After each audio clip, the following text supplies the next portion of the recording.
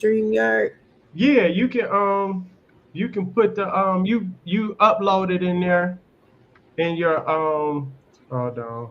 I can't see it on my end, but you can upload it on the right side and it's got like all the options for you and have all your stuff.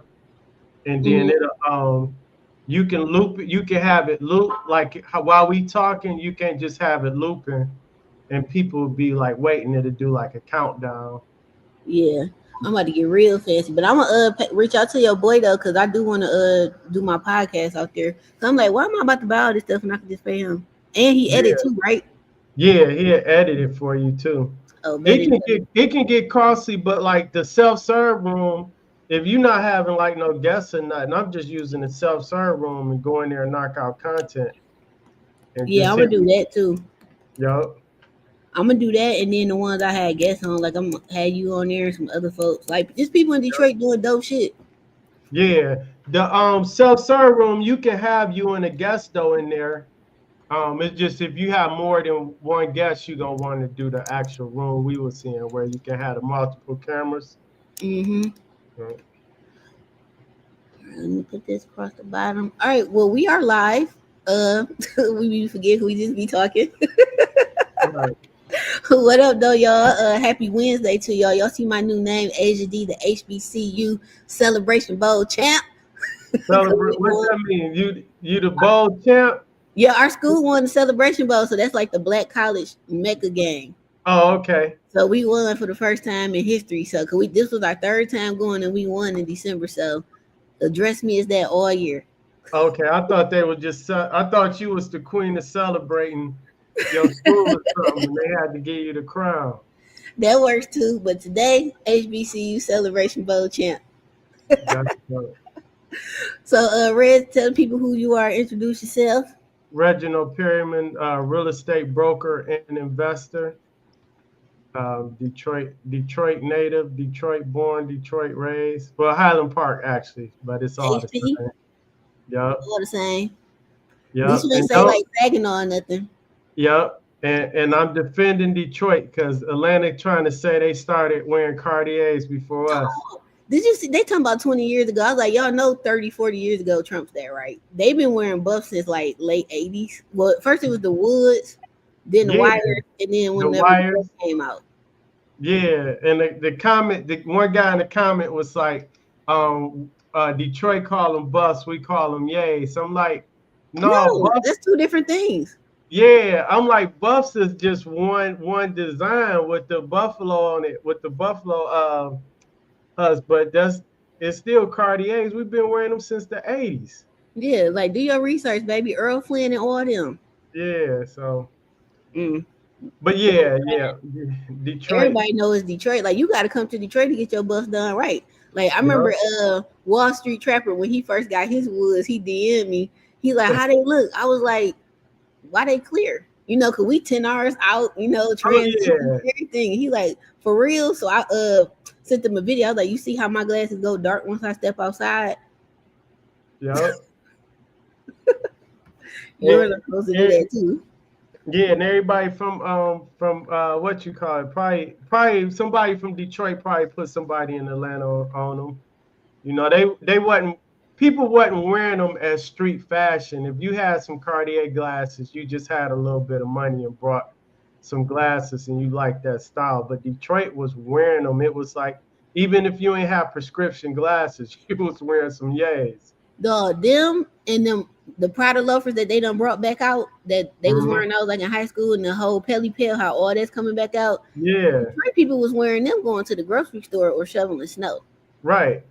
You You know had how to many put them subs on to I get done them look hired and they good. in the house with they yays on working? Right. Like, oh, this is my work pair. I'm like, oh, okay. It's it's actually an insult to everybody that got jacked for their yays, because you couldn't even wear them down the Hart Plaza. You know what I'm saying? People will run up from behind you and snatch them boys off.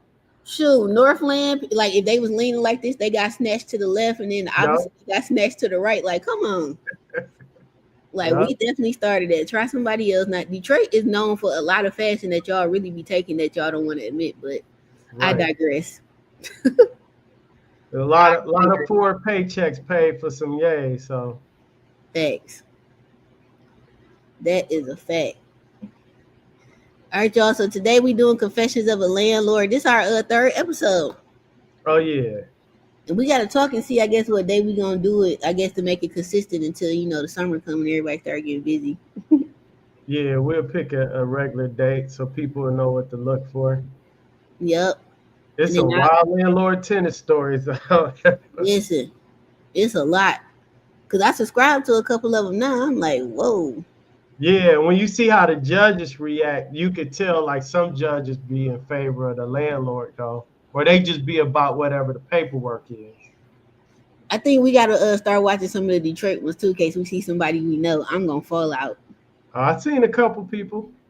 Oh, it's one on here. I don't know how long this one is. This is over here on my right. This dude from Detroit. The dark skinned judge. I forgot his name, but Oh yeah. My wife love him. She she always watching his court cases. I think he in Washington County. no, I think this dude 36th district because I done seen him before. We can pull it up next. It's only like 15 minutes. I think he's 36th district. I don't know, but it's a entitled rent assisted tenant holds hostage apartment. Oh Oh, yeah.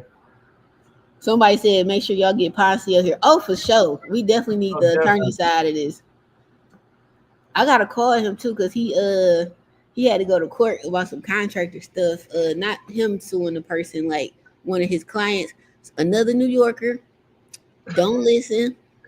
And they in so many words, they gave somebody $100,000, and that was that. Yep. I'm like, well, And that person went and brought some yays with him. Right? some Prada loafers. Yeah, so we know. Well, no, he an older gentleman, so he probably bought him some gators and a dog with the feather. Yeah, that's true. He probably brought his nephew some yays. He he bought his girl some wires. Right. All right, y'all. So this is court nerves we watching. Judge laughs at a woman threatening squatter rights, then kicks her out. Now we ain't never seen this, so it popped up in my news feed. So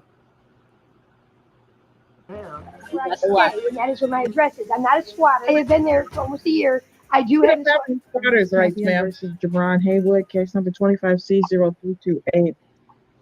Good afternoon, Your Honor. David Fantera on behalf of the plaintiff. Is Jabron Haywood present? Jabron Haywood's in jail. Okay. So can I give you a little bit of a background? There was a woman who signed in who actually I was put into the breakout room with, and I thought she was coming back to address the court. She claims to be... One second, please. You said she's in the waiting room? Yeah. All right. Miss Molly Butterly? Yep. How are you? So about Mr. Fantera. Mr. Fantera, 1 second, please. Miss Molly Butterly, you're the caretaker? Correct. All right. First of all, let me say I dispute that because we actually sued Mr. Haywood twice last year. He came to court once by Zoom with the magistrate, and it was a gentleman. And the second time he came to court, Mr. Haywood, you may remember him, he can't speak. Yes. And the second time he came to court, he had his cousin with him who fell asleep in your courtroom. I do remember all of that, actually. And both of them, on each occasion, it was, oh, these people are my caregivers. And so now I have this young lady who says, I'm his caretaker. She said, well, I'm living there. And I said, well, if he's in jail, why are you there? Because if he's in jail, you can't be there. I mean, there's nothing to take care of. So what prompted this case was in December, the township went by to do an inspection. And they called my client and said, we're going to fail this. There's people living here who are dealing drugs. They moved in a trailer outside the building. And the township basically was going to condemn the property But we said, well, look, but everybody agreed that, and when my client went over there to find out. Hold up. Who is the person on trial? It's a lot of people on here. Yeah, because I'm like the tenant is in jail, and they've been. My question is, how come they've been to court like 2 or 3 times and no eviction has happened? Like, how much time y'all gonna give this tenant? And now the tenant locked up, and people just staying in the house. I'm not getting that. I'm confused. I'm like, wait a minute, why is there 17 people on here? Unless all these people got cases and they well, these people, a lot of times when you watch these, there'd be other people from other cases sitting there. Oh, like okay. You're really in the courtroom, you know what I'm saying? They just can't talk until their case come up. Somebody 2 people in the car, somebody walking around look like they cleaning up.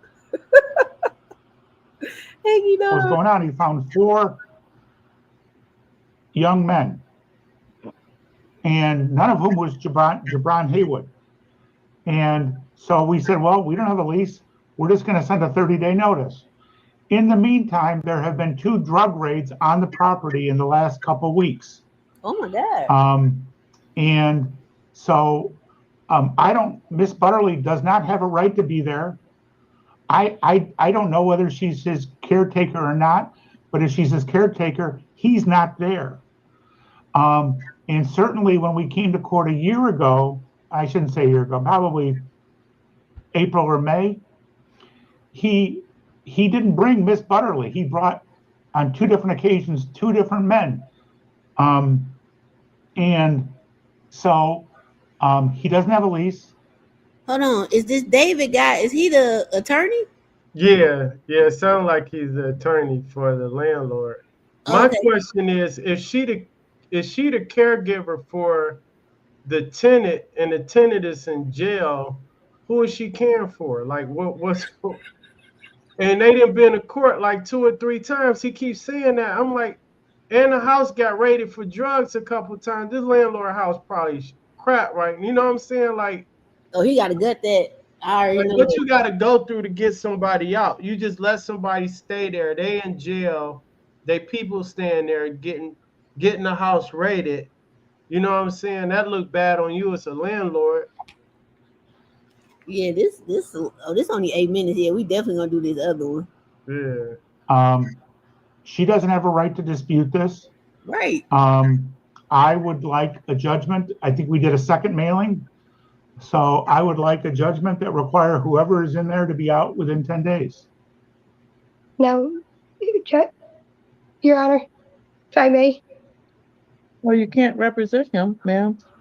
It's the woman at this Molly Butterfly. She the one who represented old boy. She look like she high on the finest meth or something. Yeah, she was there when they got raided. She probably was there when he got in the back room with the pipe, trying to push it down the toilet. Like, hold on, y'all. But the only reason I'm allowing you to speak is because their proof of service says you were the person that was served, but they did do a second mailing. So what is it you'd like to say, ma'am? As far as the drug raid goes, his nephew, after he went to jail, came into the house. I've been in the room for over 2 months trying to get him out of the house, been being threatened. You know, they will not leave. As far as people living in that trailer, that was his nephew, said his nephew put on the property. Nobody was living in there. So that is completely false information. As far as me being Jabron's caretaker, I've been Jabron's caretaker for 10 years. At the time, him and I had a falling. He's been to court at least twice, and you've never been to court with him. Right. At that point, we had a falling out. I was actually caretaking for a gentleman who just passed away. I've actually been back there since, I'm trying to think of it, May this year. I was back there. I moved back there. And as far as me staying there, I stay there because he needs breathing treatments and whatnot. And I take care of him that way. So, and I feed him and whatnot. So you don't need no assistant to get no breathing treatment. I had asthma.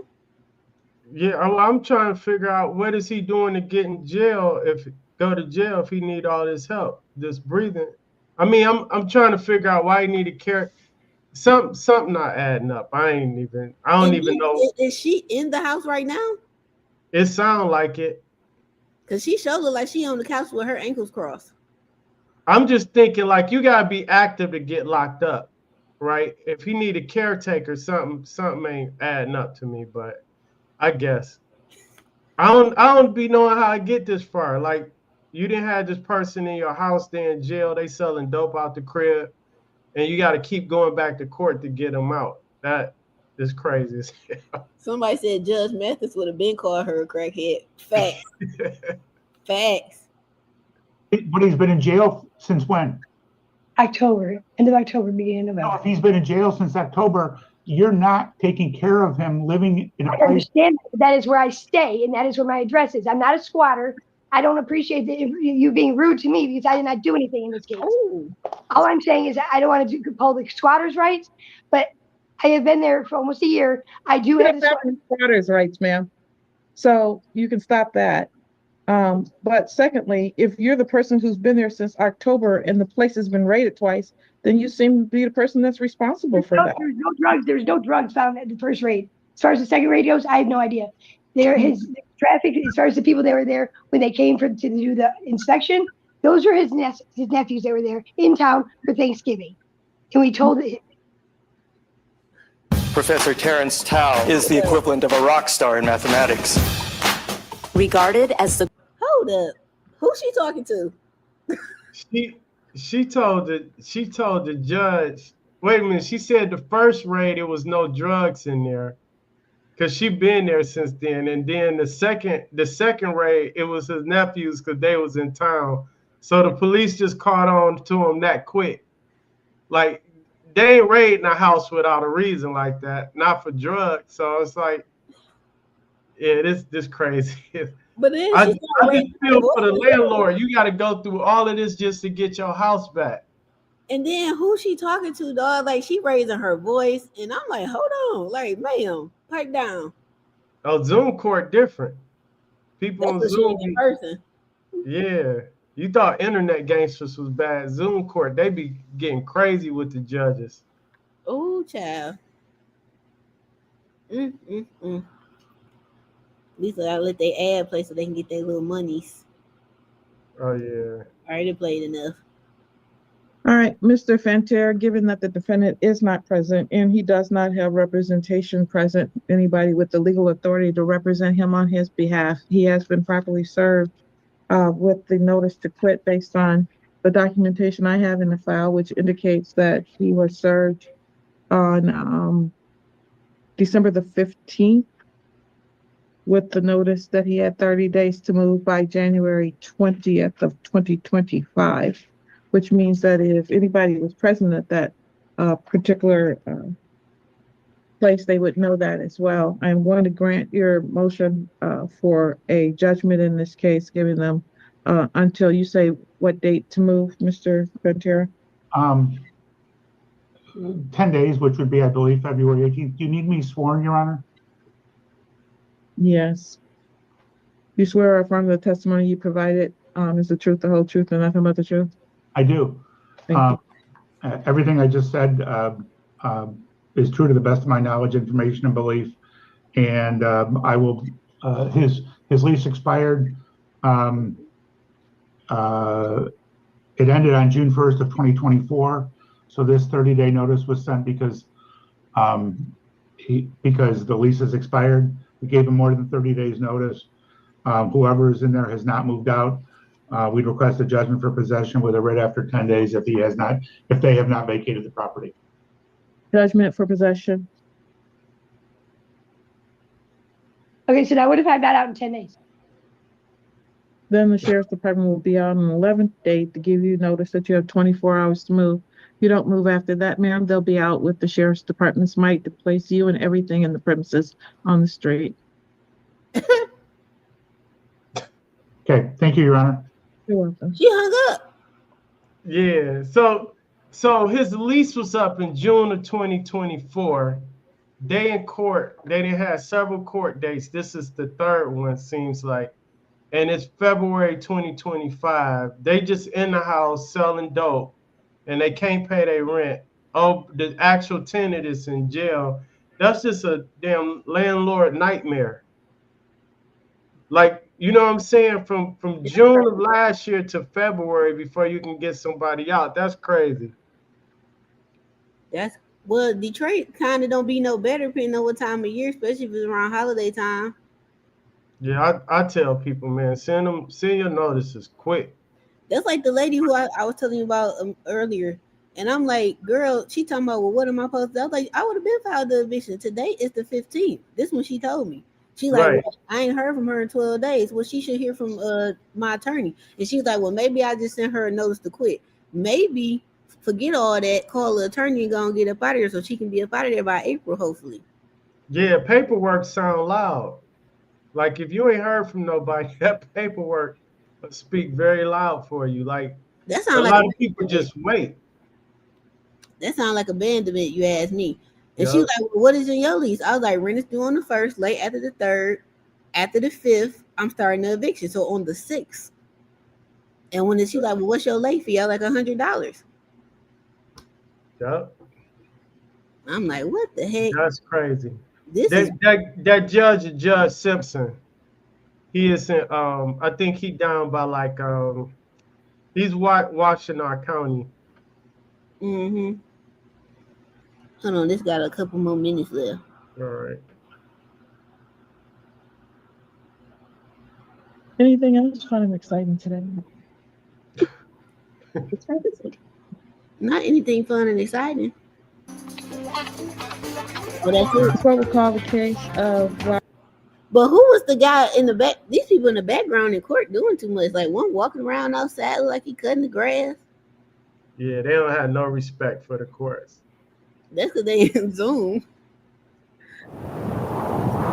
Oh, no. I was watching the Anton. Then it was the lady who kids died in the car.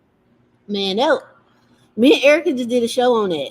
Oh, for real? I'm gonna have to check it out. Yeah, because like I feel for the kids because they are innocent, but I feel like the mama and the daddy both failed them. Both need to be in jail because some of Yeah, this it just wasn't adding up to me.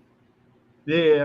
I watched the post Zeke made, and he was saying he was saying we gotta cut it with the bum ass dudes. You know what I'm saying? Like he was like, dude, you in Nova at the gym. You know what I'm saying? He had like I think he had 3 kids by her, right? 2 or 3. 2 or 3, because Erica called me and she was like, "Where's Nova?" I was like, "I ain't never heard of no Nova."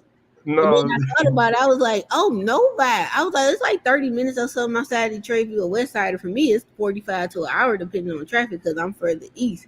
And I'm right. like, "I don't know what no Nova is." Like my only argument was like, "Okay, I do agree with the dad when he said this," and people was like, "Asia, you a Pookie lover." I was like, "Call me what you want, but whatever." She did not say, according to him in the news interview, that when she called, she just said, "Hey, can I get the kids?" She didn't say, "Hey, can you get the kids? Because I'm homeless." And I'm like, well, Right. he kind of got a point because those are two different questions. But Well, if anybody ever had a baby mama, right, or had the baby mama baby daddy drama, and I'm not making no excuse for him because it just seemed kind of it, it is something like, oh, I can do this on my own. I don't need you. And then when somebody call you, it's like it's inconvenience. Like if you call me and I'm at work and you just say, can you get the kids? It's different than can you get the kids? We sleeping out the car. I'm taking off work. You know what I'm yeah, saying? that's But my totally different. question is, how did how did it lead up to the point where you don't know your kids sleeping in the car? And he said on there he hadn't spoken, he hadn't seen them in months. Like I just can't. I mean, I can't say she wouldn't, but no, I don't know. I do know some females. I would say for the most part, the average woman, if you got kids with somebody and y'all don't have a place to live, you're gonna try to get the daddy to come get them or put them with the daddy's family or something like that. I can't. I know some females that would like, oh, my kids with me, they all I got type thing, But you but got some people who got too much pride though. yeah, that's what I'm saying. Like, but at the same time, dude, come on, you done had several babies with this lady, and when people like how Erica didn't know where Novi was, anybody stay here knows nothing is cheap in Novi. You gotta have some Oh, no. money to spend. That's the first thing I told Erica when we was on the show. I was like, nobody is not cheap. The Right. minimum rent in Novi is probably at least, and I'm being generous, is $2,000. Yeah, compared to Detroit, where it's probably $800 less, right? Yeah, On easy. average. So it's not. I mean, it was that whole situation is wrong. I think it's something left out of that story though. Yeah, and then I don't know if the police gonna still investigate it or they feel shame, like, cause they dropped the ball. But I think they both, just like the woman. Did you see about the woman in Pontiac who left her kids Oh for yeah, she left. 5 years? Yeah, and they just in the house in the condo though. You know what I'm saying? They said she was just dropping off food at the door. They said them kids could hardly walk because their toenails were so long. Yeah, Was and like, then they said the girl's hair, well, all their hair was matted. The oldest is now 15, so this been going on since he was 10. You know they set back 5 years in school yeah, minimum, and then they said it was 4 to 5 feet of trash in the house, feces everywhere, plumbing wasn't working, feces in the tub, toilet, so they stink, they dingy. Them girls probably done started they cycle. yeah, I'm like, yeah. bruh, she needs to be underneath the jail when she all on Facebook turning up, got her hair done, nails done, fresh J's on, everything. Probably got some buffs. Oh, I ain't see all of that. Yeah, I just you know the Facebook detectives done found her Oh page. yeah, they found yeah. I'm like, That's this don't that's make no sad to sense. hear. And then they said one of the kids said that it was the mama dropping off food and some stranger. And I'm like, who is the stranger? Because if They my need that. Yeah, they all need to be in jail because ain't no yeah, way you dropping this food off for the kids. You ain't knocking on the door. Hey, y'all all right? 5 years by themselves, and the only reason I think it came out because the landlord said she stopped paying rent like in October. So up until then, right. she was just paying the rent, and when nobody, them kids could have died in that house. They in hell and I, feet. There I was rats and roaches and all type of shit in there. yeah, I don't be understanding. Like I could see like if the father not alive or something, but most guys I know, like I out of all my friends, we all had our kids. Like where was the situation? Like my one friend, his baby mama dropped his son off and just left. You know what I'm saying? Like it's it if you got a dude, he gonna take care of them kids before they homeless. Like y'all might not get along, y'all, but I just can't see it getting to that point where you like forget these kids, but I don't want him to have them. You know what I'm saying? Yeah, and then the mama for the Pontiac lady, she gonna say some in the thing I read on Crime in the D in Metro Detroit, they quoted her and she said something along the lines like, well, the daddy, he don't want nothing to do with him. Like, why'd you all of a sudden putting this on the daddy, girl? This is on you.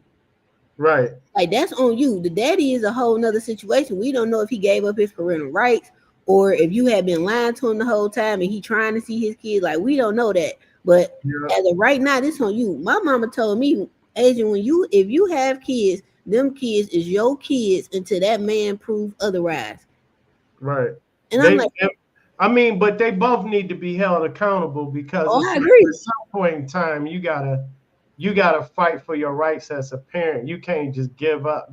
Especially now, we got enough examples to say, okay, if I ain't seen my kids, I need to at least be able to check on them, see that they doing good, Right. right?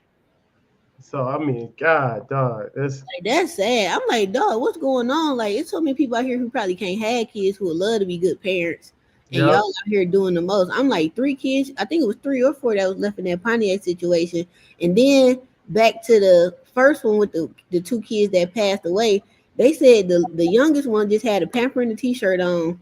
Why this kid ain't got no clothes, no coat on? All these free programs out here to give out free clothes. You got a big ass yep, puffer coat on. If anything, it should have been the reverse, that the mama should have been found passed away from hypothermia or whatever, and them kids was all right.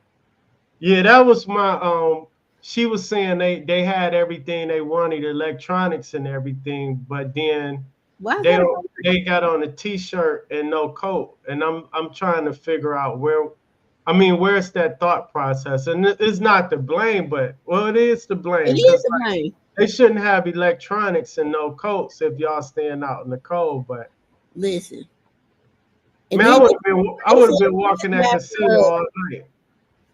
and then that's what I was telling my sister. I was like, this story ain't adding up, and I don't know if the police just gonna say, they just not gonna investigate it for real. Because Right. I'm like, you telling me kids can go in the casino, they just can't go on the casino floor. Now, if y'all went in there and security put y'all out, that's another story. But I'm pretty sure if they would have went in there, went to that front desk, hey, look, I'm homeless, my car ran out of gas, whatever, they would at least call the police or something, fire Right. department, somebody. I'm like, this ain't adding up. It be people in the hallway at Greektown all the damn time just chilling.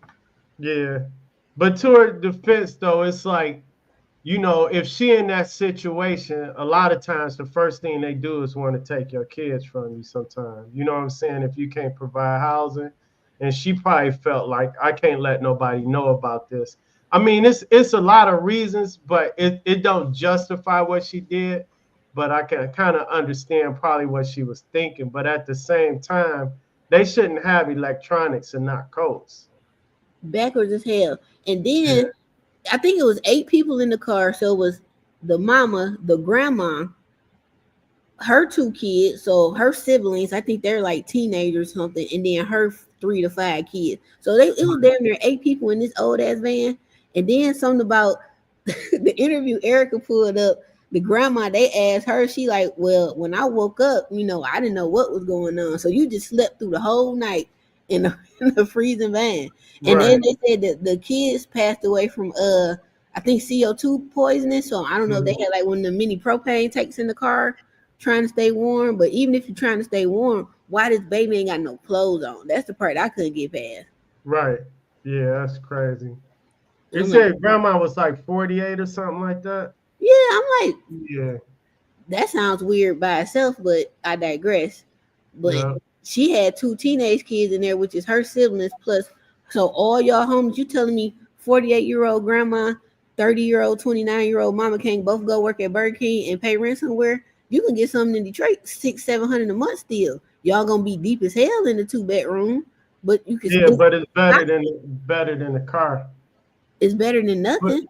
but see, this is scenario, and I'm glad we brought this up. This is scenario that like when these judges sometimes when they're thinking about you evicting a family or evicting somebody, they're thinking that like this situation, worst case scenario, these people gonna end up living in their car. Well, that's not really the case all the time. Some people just choosing not to pay rent. And when we listen to these cases and see these people, I mean, see, if they selling drugs out the house, they at least should be have money to pay their rent, right? So it's it's crazy the perception that some of the judges have. They just think everybody gonna be out homeless once they get evicted. Now they already got money saved up for their next spot. They just trying to get away with paying us. But this my other argument. The kids got electronics, but no coats, no clothes. As Right? far as the judges go with putting people out, I don't really care if people be homeless if you get evicted because I was always taught I don't pay my bills, I have nowhere to stay. Now I might not have no food to eat, but I ain't gonna be homeless. Yeah. It's That's priority. Like if I gotta cut back, hair and nails ain't getting done. I ain't right. eating out, I'm cooking. I'm gonna give me a bridge card.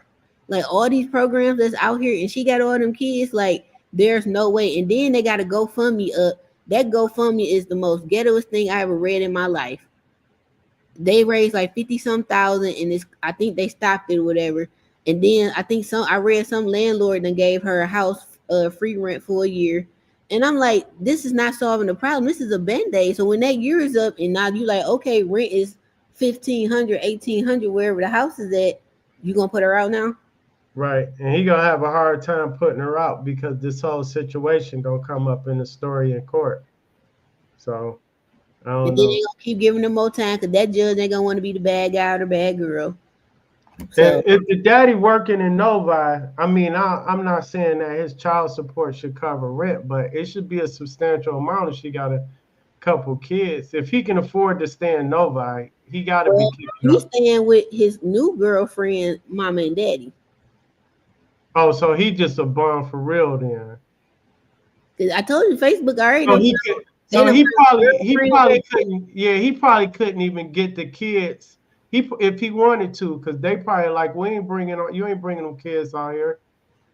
where he gonna have him anyway. He ain't got his own place. He's staying with the girlfriend and her family in Yeah, Nova. that's what I'm saying. They probably yeah. But So it's then all at the about same time, if you're a father, you gotta know like you gotta have a place always ready for you and your kids. Because anything can happen. Like, what if something had happened to the mother? What you gonna do then? You know what I'm saying? You can't just taking on your people. I mean, it's just crazy all around. It's like, damn, didn't nobody think about that before they even had kids. Yeah, and then I'm like, where is y'all spending y'all money? Because on the interviews I seen, I can't really watch it because I just can't understand stuff. We got common sense, and people who don't talk like I be forgetting that Detroit got a higher literacy rate, so it's hard for me to watch some stuff. Like it really is. Me and Erica was sitting here watching it, like I was like, I gotta pause this because I just can't listen to this. But I'm like, but look, Erica, her hair braided. She had to pay somebody to braid her hair. Right. Priorities. I guarantee they got phones. She said they got electronics, so I bet you she got an Instagram page. Right. And then I'm like, Detroit, one of the few cities I know of, they got hella help out here. But they said she did call, and I don't know if she just called one time or how that worked, and they told her whatever they told her. I don't know. It's programs. If you got kids, it's programs. But to be fair, a lot of times when you're in that situation, somebody gonna call and get protective service, and they like, oh, if I go in this program, they gonna try to take my kids. They don't always try to separate them, but if they can't find a place for you and the kids, they gonna get the kids some shelter, and that may be in some type of home or something temporarily until you can get on your feet. And she probably don't want to part ways with them. But to me, that's selfish because at least the kids it's real selfish. Been alive and would have been okay, and you go out here and get yourself together, then you get your kids back. And that's what I was telling Erica. I'm like, she couldn't get the kids up to CPS. Yeah, because people do it all the time. They come back 6 months or a year and get their kids, and you can still go see your kids. So it's like, yeah, it's just a bad situation all the way around, but it's just a lack of accountability and like standing up and protecting your kids. And it's just, I just feel like some people in that situation, they wasn't thinking when they had kids in the first place. But yeah, I'm still putting some of the blame on the old dude because like I put it on both of them. Yeah, you can't have kids out here. You ain't seen it in months. At least I actually blame the girlfriend too because you got to know this man got kids. You ain't asking him, hey, where your kids? You ain't seen him. But some women don't care. Like, oh, he taking care of me and my kids because you got those type of men too who will help take care of another broad kid when he take care of his. Yeah, but he ain't taking care of her and hers because they stand with her parents. Could be giving her the whole check and they boiling out because the pictures that's all on Facebook, they booed up in the bar somewhere. I need to see. I go because I think Erica tagged me. I'll go back and tag you. Yeah, I'm gonna have to check that out. I'm like, what is going on? Yeah, that's sad though. It really is, especially for stuff that's preventative. Yeah. Let's get this one going. She's just removing her things so that repairs can be. I guess I'm unclear as to why you're holding the unit. Sycamore Meadows versus Kawiki. Again, Carrie's in Jill Bauer on behalf of Ms. Case. Hold up. Did you read that? Wait, a rent assistant tenant who burned down her apartment twice. Oh man. They're blocking repairs and new renters while demanding a replacement unit. And shut this down. Oh yeah, this Judge Simpson. I'm curious to see what he say on this one. Cause he in Detroit, right? Or this one you talking about? Yeah, he out by in Washington, like that. Like Yipsy. He covered like Ypsilanti, Ann Arbor, and all of those areas down there. Child. All right. Judge, I know that last time I wasn't here, I got an email from opposing counsel regarding a stipulated order. I sent her a revised stipulated order as to what my client would be willing to agree to, meaning to give Ms. P sometime a date where she can get everything out of the unit and she can take anybody that she needs to take with. We're just asking that they wear appropriate face coverings because of the situation. I wasn't. Pause. So she done burnt the house and still living in the burnt house and don't want to leave? That's what it sounded like, because they want her to go in and protect herself. No, it sounded like she out, but she want to come back and get her stuff. But she asking for another unit or something. I don't know. I gotta watch it more to Okay, I'm gonna let it play because I was confused. All I heard was rent assistant and burnt unit, and I'm like, why she not gone already? That's what I'm saying. That's a safety hazard.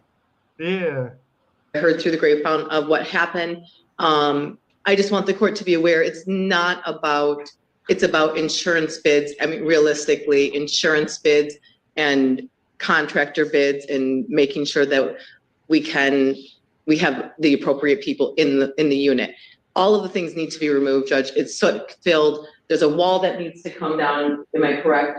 There's a whole wall that actually needs to be replaced. So it's not something where council wanted Miss P to be able to leave items upstairs. That's a problem because the smell is going to stay. You know all of the things I'm going to say to you. And so I really just need all of her stuff out, and then they can do what they can do. And that's where I'm at. That's what I can agree to at this time. And I sent that order over to opposing counsel for review, and they can pick a day. Well, Your Honor, if they're willing to rehouse her, she would have a place to remove her belongings too. But she's living in her car right now. Judge, I don't think that's quite accurate because my client's actually seen her with her grandma, who's also in Sycamore Meadows. So I could be wrong, but I believe that that's where they've seen her living and residing.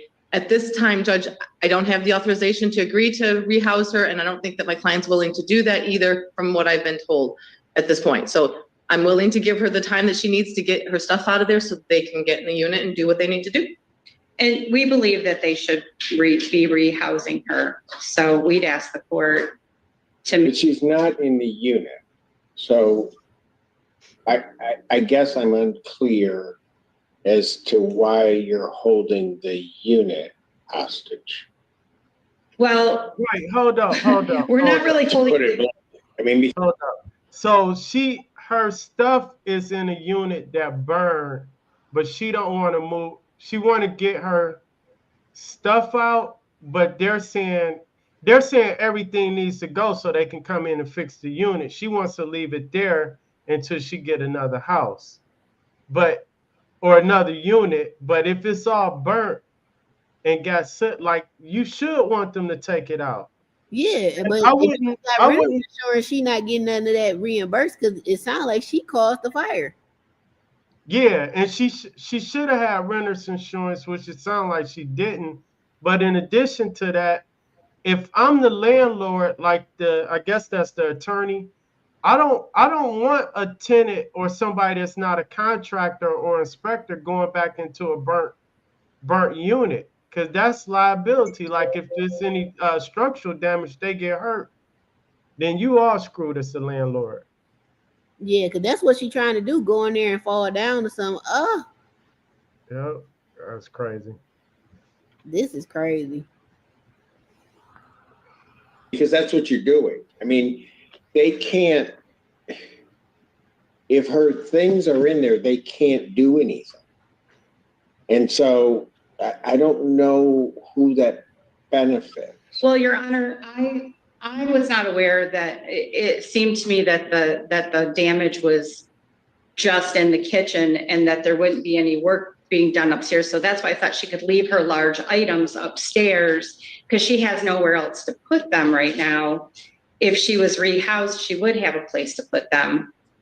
That's what I was thinking. I did not have the information that a wall needed to be replaced. That would make it untenable to store things on the second floor. Okay. So now we are aware that that's the case. So what's defendant's position? Because whether she's rehoused or not, you can't just hold this unit. I mean, I can issue an order that she has to remove her items, or she's at a certain date they're abandoned, right? And then they can remove them. Well, I just heard with you that the second floor. So can I ask her if she has a place to move the larger items?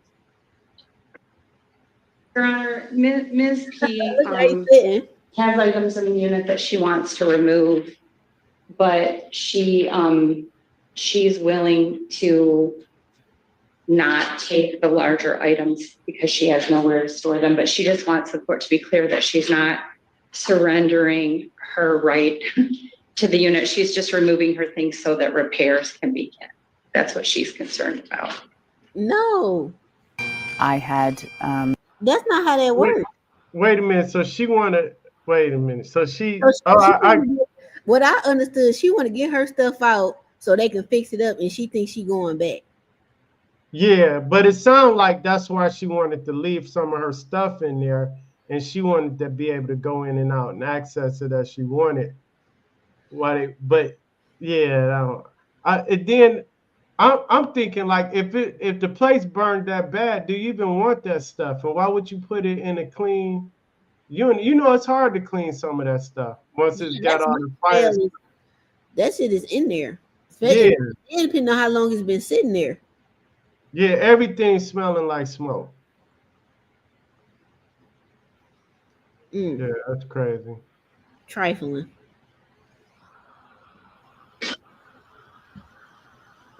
He looking like right. He looking like us. At this point, I think I've said it already twice now.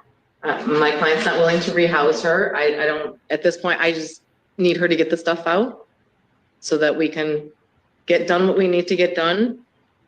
This isn't the first fire that took place in this unit. This is the second fire, so there's problems there. But I think before the court today is what we've discussed about removing the items, and so that's where I'm at. The order that was sent over regarding removal, what was the date? I just need her to pick a date. And so that the order says that within the next week, she'll pick a date and she'll be able to go on that date and bring individuals with her. Can I see the? That's my order. Okay, Judge, I sent it to her. I thought she. Now that attorney, no, she can't reach over there and grab that attorney stuff. At least she did check her on that. No, ma'am. It was one paragraph, Judge, and I'll read it to you. What the heck? How you ain't had it? She like, I'm fed up with this shit. Defendant shall be provided a full day within the next week to go through her belongings and remove any and all belongings from the unit. Defendant shall be allowed to bring people with her to assist her. Defendant and anyone going into the unit shall wear protective clothing and mask while in the unit. So ordered. And if she wants to pick a date now, I can revise it and put the date. Hold on, but if they do allow her in there, they need to be a police or something in there because she might go in there and never want to come out the way she acting. Yeah, but yeah. I'm not getting what I mean. I can understand she want her stuff, but again, it seemed like she really holding the unit hostage, like saying you can't fix it with my stuff in there, because they can't really do nothing because then they're liable if any of her stuff get damaged, which is already damaged. They just don't want her to claim that they damaged something or stole it or threw it out. It's just, yeah. This crazy. And the time she'll be able to be there.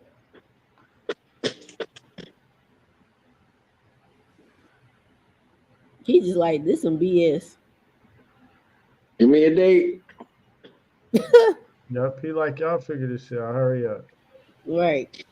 She needs to talk to find out who can help her, but she will pick a date. Okay. 7th of February, so within the next week. He like. Okay, so here's what I'm gonna do. This is what I think he should do for Drew. She said the 7th of February. Okay, if your stuff ain't out on the 7th, on the 8th is gonna be in the dumpster because we gave you ample time with the date that you selected. Right. Yeah, and they got to get the unit fixed because if this is in an apartment building, the longer that unit sit like that, it's gonna start impacting the other units. Yeah, and they're gonna start smelling. Right.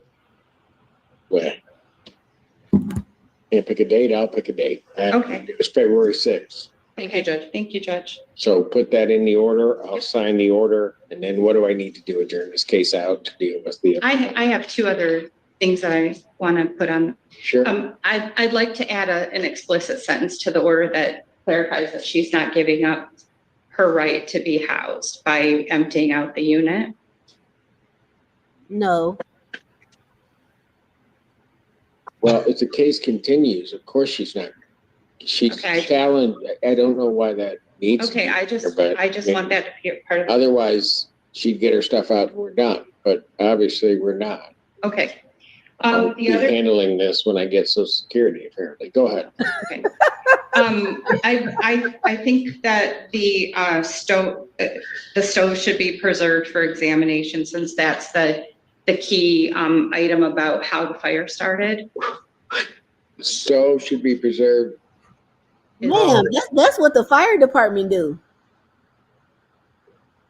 She probably want to prove that she didn't start it. They probably provided her the stove, so she probably blaming them for it.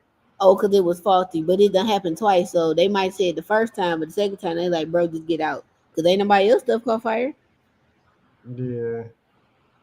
She probably was frying some chicken or something, grease fire. Then her yays fogged up and she couldn't see. Mm-hmm. Oh my God. This man. That's crazy. All right, let me press play. The cat gonna testify? I'm sorry. I thought I'd ask. Judge, there's pictures of the stove and with the, I think they're attached to, there's actually pictures in the fire. Up. She's saying her goddamn cat started the fire. Oh, no. She is standing firm on her claim that her cat turned the stove on, causing the fire. Ma'am.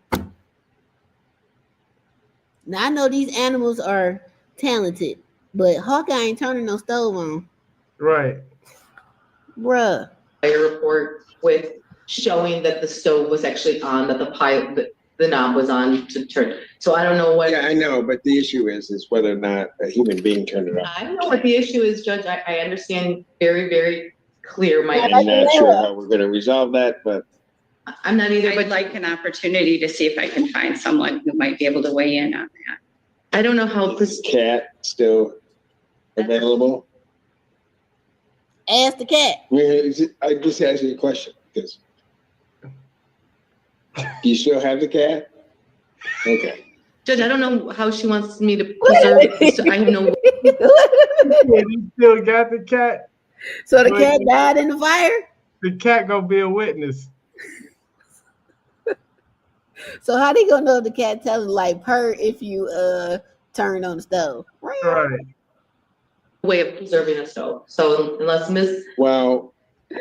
Dog. Moisturizer helps your skin, right? This is getting ridiculous. That's crazy. This is it's tough being a landlord. So Judge Simpson, and it's another. I'm gonna send you this other judge up in Lansing. She's straightforward. Like if it ain't in the paperwork, it don't matter. We're gonna have to review one of her cases too. But yeah, Judge Simpson cool. So where the cat at? He looked like he wanted to cuss. Yeah. Oh Lord. I would imagine that Sycamore Meadows has some storage. I mean, I get the request because somebody's going to show me how this. There's actually a statement in the report from the fire chief that Miss P said that when she walked in and saw the smoke, she heard the clicking of the stove and then walked back out as well. So I don't know how preserving the stove is.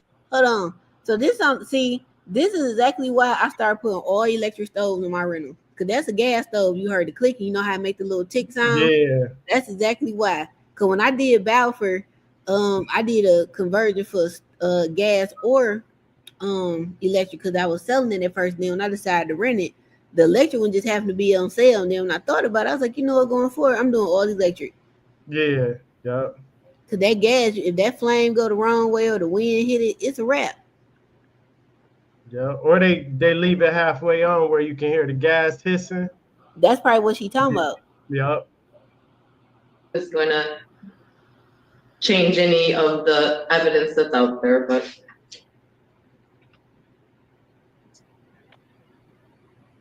Are you want the stove preserved for what purpose?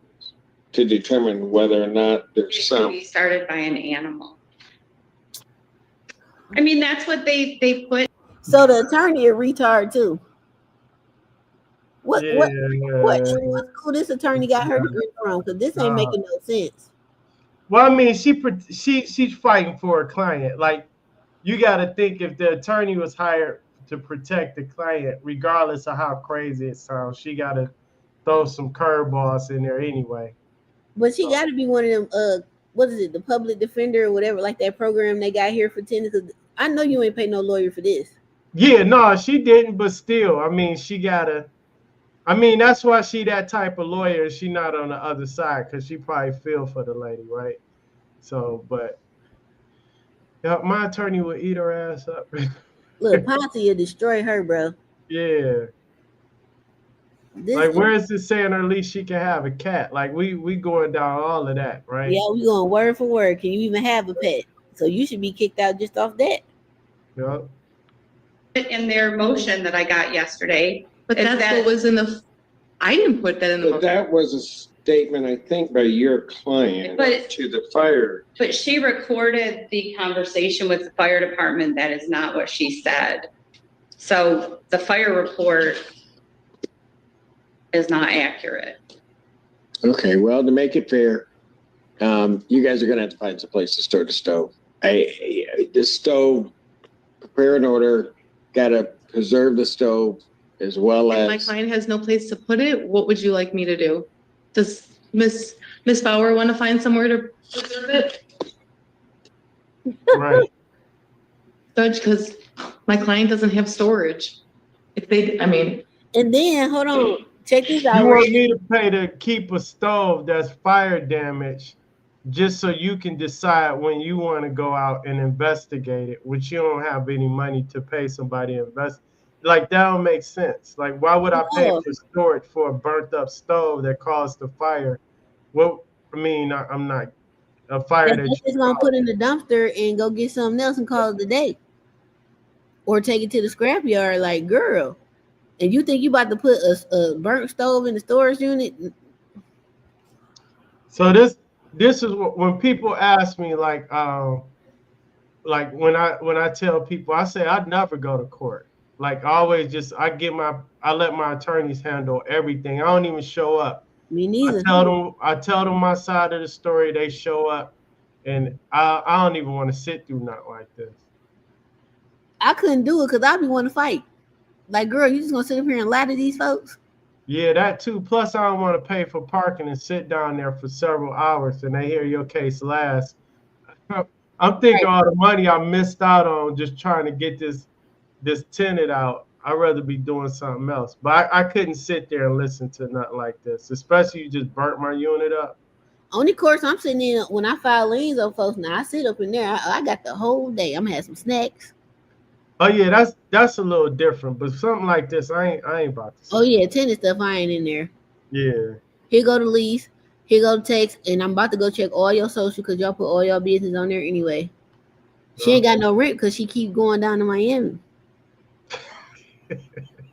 That's why my rent ain't got paid. You already know. That's crazy. Can you guys work out where to store it? I mean, because obviously somebody's gonna have to pay to have it, or. Well, hold on. Who owns the stove? If the landlord owns the stove, that's they stove. Yeah, that they get to throw away. Like, they don't have no use for it. Why am I paying for a fee for something I don't want, and you want it? Then you should pay for it. Yeah, because if that's the landlord stove, ma'am, you don't own that stove. So if you want to investigate the stove to see if Mr. Fifi turned the stove on, you need to pay for that. And then you gonna sign off because any damage that this stove caused going out of here, it could blow up or anything like that, you're liable. And then, well, I'm pretty sure the fire department disconnected the stove because I was gonna say that's another thing. You gotta make sure somebody disconnected it right and hit the switch. Right. Yeah. What do you want to do to this stove? You want somebody to go and tell you whether or not this stove can be turned on. by a cat. by an animal, right? I'm sorry, Your So- Honor, could you repeat that? I know Miss Lee was all in your ear. So when would you get the person out? I'll start working on it immediately. Maybe the stove could be moved to the basement since there's not going to be any work done in the basement. Well, I don't know that. I mean, I'm not the contractor, so I don't know whether or not it's. I mean, if Okay, so I'm going to be serious about this for a moment. The stove needs to be put in some secure location. All right. You're just going to have to, the plaintiff is going to have to figure that out. that's fine, Judge. I'll figure it out. Okay. And then the last thing, Your Honor, is Hold on, the plaintiff is the attorney for the landlord, right? Right. I think so in this case. So why Well, they usually it is, but I think in this case, the tenant is because they're trying to have the right to get all of their stuff out and right to go back into the unit. So they may have brought a case against the landlord getting permission for that. So Yeah, I was about to say, like, wait a minute, how's the landlord responsible for this? For doing that when they just probably want to put it in the dumpster and write it off and call it a day. some said she blamed the cat for starting a fire in a previous court case. So this must be the second court date then. Yeah, they said it was cause the attorney in the red for the landlord, she did say that early on. She said this is the second fire. How many fires she get to set? Like, is he get a fire allowance? Like, you just in the same building? Don't nobody find nothing wrong with that? That's why, and that's probably why the landlord is like, okay, you know what? She need to go. We gonna fix it up, and that be that. You think we about to put you in another unit and you burn that one too, girl? You got a problem.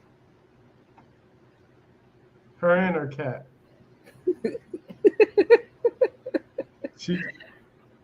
I'm like, and then she in here telling this lie to everybody, like, yeah, my cat turned the stove on. Now they need to put her in a mental institution. And the cat. With her cat. With her cat. This is crazy. I finally got paperwork for the case this week. I'd like to file an answer on behalf of Ms. E. I need time to file an answer to the motion that I got yesterday, and then possibly draft my own motion for summary disposition. So I need time for those things with permission of the court.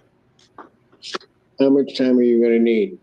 I would like 3 weeks. I don't know if the court would give me 3 weeks or not, because I still have a FOIA request that I'm going to be picking up today that seems to be pretty lengthy. Judge, we're before you on the 18th of February. You can stick us on that date. You're okay with it? Probably not, but Okay. I mean, I will. Do you ever wonder how Nectar can offer such an incredible deal for their adjustable bundle? This bundle includes the Nectar mattress, cooling pillows, a mat. You gotta love that ass and hate them at the same time. I'm just some of these cases are just, oh my God. I thought I heard everything until I started really watching these court cases. Like back in the day when I actually used to go to court, I would hear a lot of stuff, but then, or I would hear from some of my clients and their tenants. But yeah, after like just watching these cases, it's damn near scary to be a landlord right now. I know one thing my tenant do for renewal. I'm sure about the schedule going up over there. Like, let me go check this house out. Yeah, make sure it ain't no arsonist cats over there. Well, she did ask me, could she get a cat? Because it's been the house next door. They left that dogs in there, probably done passed away, feces, all type of stuff. So that brought rodents, and so now they done left there trying to get into the house. So I've been doing my part, and then she asked, she like, I don't even like pets. She like, can I get a cat? I'm like, yeah, like, I don't care. I had a client. Her cats had pissed so much in the house, like they had urinated on the like the molding, the wood molding and all of that. And when we was selling it, I thought, some people just had cats and it smell. but I didn't know how bad it was. I didn't know they had sprayed the walls and all of that. So when the buyer had their inspection, they was like, no, you gotta rip all of this out. She had to spend like $20,000 extra just to get all of that stuff out. Because they was like, you can't treat it, you gotta actually pull it out. Yeah, because it's in there. So hopefully mine don't get like that, but I'm hoping somebody come and be like, Asia, you know, let me go on buy that because I'm about to get almost $2,000 a month for that house. Yeah. Cat's a different animal if people don't train them right and take care of them. But I think she will because she's really clean. Like, because every time I send pest control over there, somebody to fix something, they was like, "Oh, she made me take my shoes off." oh yeah, then she probably the type that some people have cats and you can't even tell they got a cat in the house. Yeah, that's good. I think she gonna do straight. It's like that or because I did my part as far as the pest control stuff goes. Yeah. Oh my bad, I gotta mute it. Okay. Thank you, Your Honor. I gotta rewind. Yeah, because I'm curious what he said. Judge, we're before you on the 18th of February. You can stick us on that date. You're okay with it? Probably not, but Okay. I mean, I will. But here's what I'm going to do. I'm not giving you 3 weeks. You need to file it by the 14th. Okay. Thank you, Your Honor.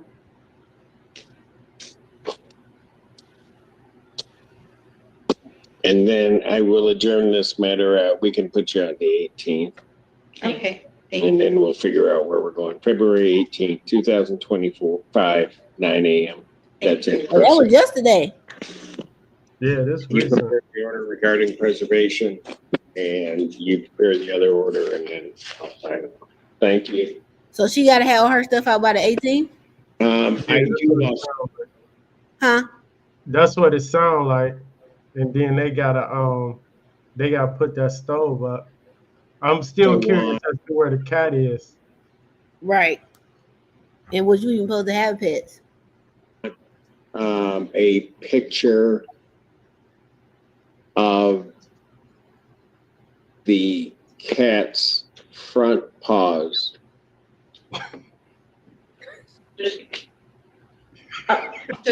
Can I just make sure that the things on top of the stove don't need to be preserved? You just want the stove put in a location in the basement or something Yes, like that? I can get rid of all of this, correct? Because I'm not gonna be able, the problem with preserving everything that's burnt on the stove is the same problem with all of the stuff. I don't think we have pictures of that. I think we're just interested in the mechanics of the stove being able to be examined. So that's fine. Okay, thank you, Judge. And I want pictures of the cat's front paws extended as well as the rear paws. Not that those are as important. Okay. Thank you. Sycamore. He just kind of played them low key. Like if y'all gonna be ignorant about it, let me go and be ignorant too. Yep. That is hilarious. But I mean, if you saying a cat, if you saying a cat, I mean I guess that's equivalent to fingerprints, right? Like if you saying a cat turned the stove on. Once we get this stove back, if y'all gonna do like a forensic analysis on it, we need to see if the paw prints match, right? If y'all going there with it, but I just feel for the landlord in this case because it's like nobody's thinking about how many times they done been to court on this case, and the landlord, landlord paying attorney fees for a place that's fire damaged because of the tenant's cat. Now the landlord got to pay to have the stove stored, pay to get the unit renovated. I'm pretty sure they got insurance, but they still got a deductible. Oh, I think I seen people talking about this when it said felon tenant says he prepaid rent for 6 years. I sent that one to you. Yeah, I think that's like this time for me. You want to watch this one? It's like 30 minutes. Yeah, we can watch it. What time is it? Yeah, we can watch it. This one was funny. It's a part 1 and a 2 though. All right, this be the last one then. All right. Want the house back. I actually paid up rent in advance. The whole 61 years. Doesn't make any sense. It's just some drug transaction. He was in prison. Jack D. May revocable trust versus Taji Miller. Yes, Your Honor, I'm here. Ready on that, Your Honor. Hey. Mr. Let me read this. In today's case, a father sold a home to his son who struggles with drug problems under a land contract similar to a lease-to-own agreement. When the son stopped making payments, he moved out, but not before secretly leasing the house to someone else. Now the father is in court trying to evict this unexpected tenant, but things are about to get complicated. Oh my God.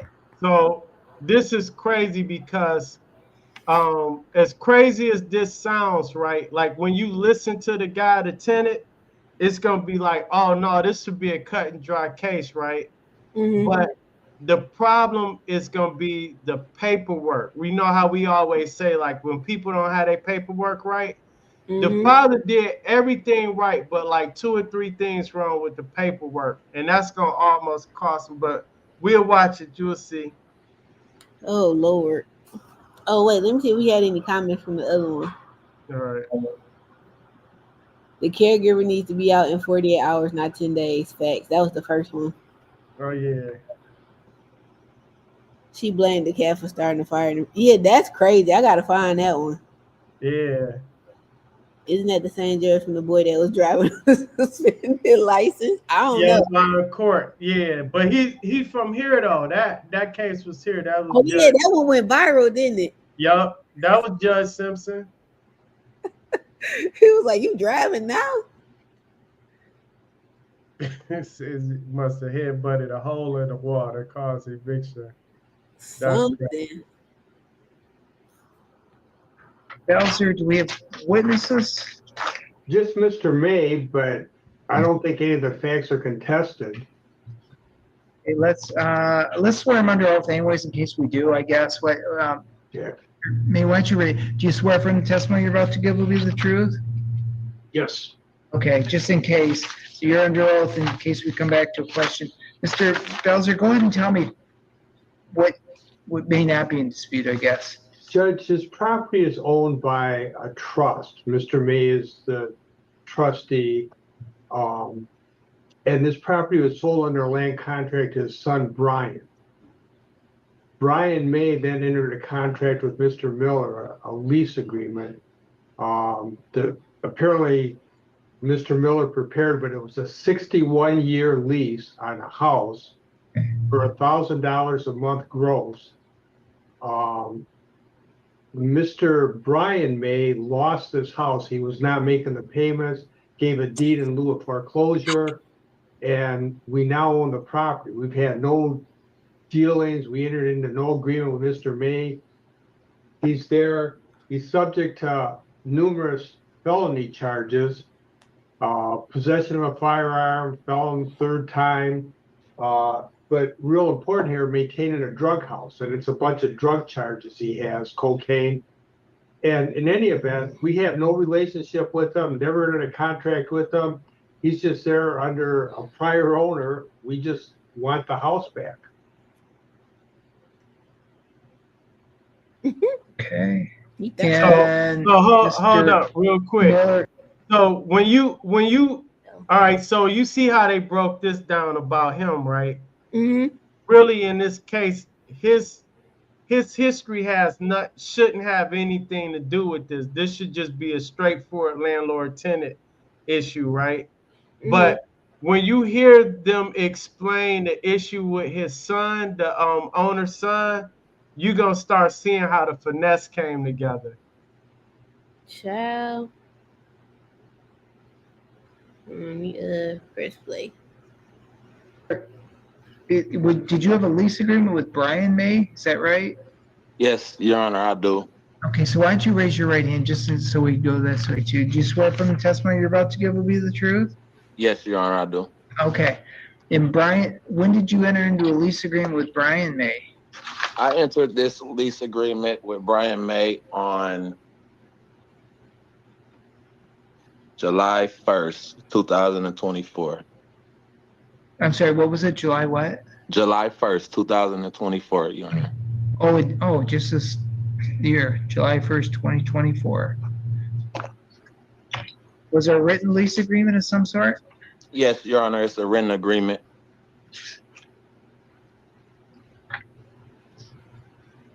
Looks like it's the one I got in the file, I guess. Mr. Bowser, have you seen it? Just so we know. Yes, Judge. Yeah, Michigan residential lease agreement. Oh, this here? Your Honor, I don't mean to interrupt. If you look at number No, I don't know 32 what on the it lease says. at the seller property. Oh yeah, you know what this was like in in Macomb County, I think. 32. Oh, Sale of property. Owner does not have right to terminate this agreement. I don't know that that's going to be binding. Who's Mr. Belzer, then on this July 1st date that I guess this residential agreement, who owned the trust on that date? Mr. May did, Jack May. But the property was owned under a land contract to Brian May. Brian was buying it under a land contract at that point. Oh, it was under a land contract. Yes. I got you. Okay. Land well, contract. hold So on. I have the land So contract. who the owner? The man up here with his arms folded? Yeah, so he sold it. So he had the property in the name of a trust, and he sold it to his son on land contract, trying to help his son out, right? Mm-hmm. But his son didn't keep up with the payments, so they took the property back, and the son deeded the property back to the trust, right? The problem, you'll see where the problem gonna be at in their paperwork, but old boy just finessed the son pretty much. But yeah, if they had their paperwork right, they probably would have cut this off in like the first 10 minutes after the judge went over everything. But when I watched this, the judge seemed dingy too, like he not understanding a simple land contract and how the trust owned the land contract. But you'll see once we hear some more of it. All right. Contract here too or not? No, Judge, I don't believe so, but you should have a copy of the deed that Mr. May took the property back. And that deed was dated August 14th of 2024. Where's that? Oh, it looks like it was a quitclaim deed. Yes. Okay. Well, let's go to the land contract first. So was that in writing? Was there a land contract? It had to be, I'm guessing. Yes. Yes. Do you have it? No, Judge, I don't. Is there, Mr. Let's do it this way then maybe. Mr. May, was there a land contract at one point between you and I guess your son, Brian? There was, yes. Okay. Did somebody draft the land contract for you? I did. Oh, you did it? Yeah. Do you have a copy of it someplace?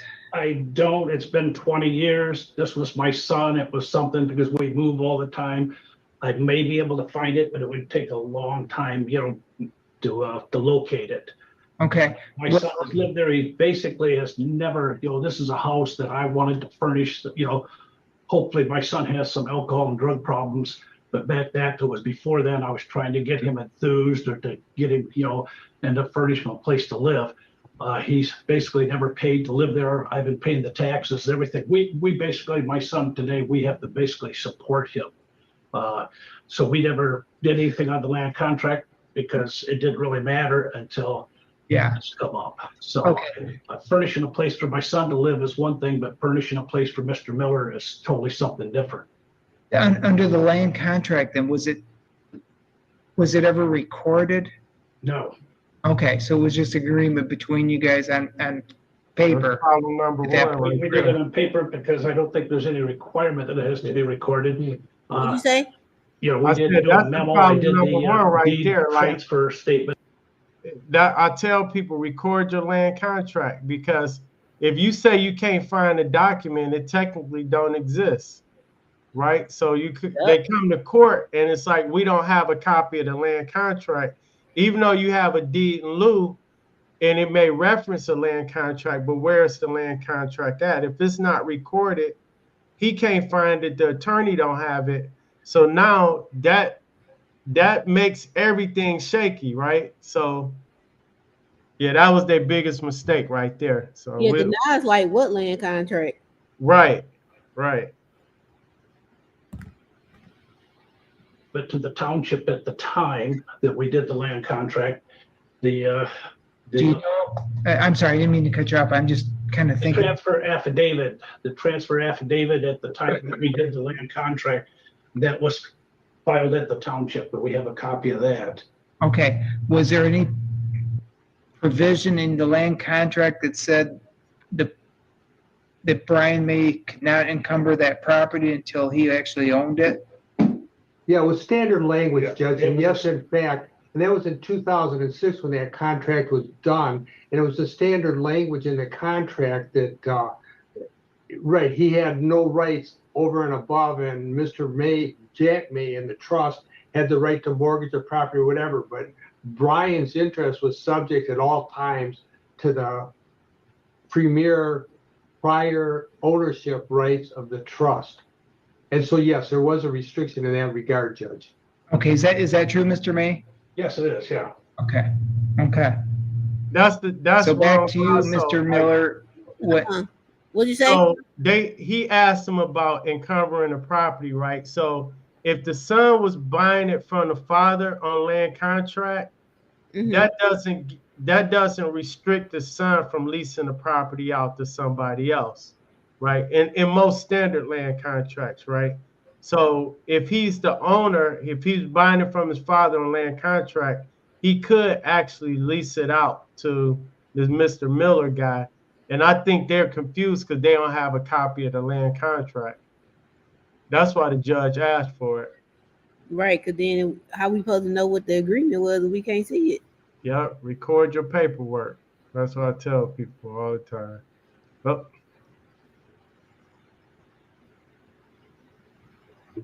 How did you enter into this lease agreement with Brian May? Your Honor, I entered the lease with my landlord, Brian May, and I actually paid up rent in advance. I mean, I don't know what's going on here. When was the last time you paid rent? I paid up rent on 7/8/2024. I actually have a receipt too. I have kids in the community. That's why I took so much interest in the property. How much did you pay on July 8th then? Your Honor, I paid Brian May $144,000 in cash. Dang. But no cash? Yes, I did. Cash, Your Honor. And you've got no receipt? Yes, I do have receipt. Judge, Mr. Brian May was involved in drugs. Mr. Miller is charged with being a drug dealer. We suspect this is all just... Yeah, what? Your Honor, there's no... Your Honor, I never received the notice to quit. Why would you pay 140? I got a question though. 144,000 when your rent monthly payment's only 1,000. I paid rent up in advance because I have kids in the community, and I took interest in the property because I have kids in the community. That doesn't make any sense. Why wouldn't you just continue to make a $1,000 monthly payment? That's what me and the landlord put together. So where's your receipt?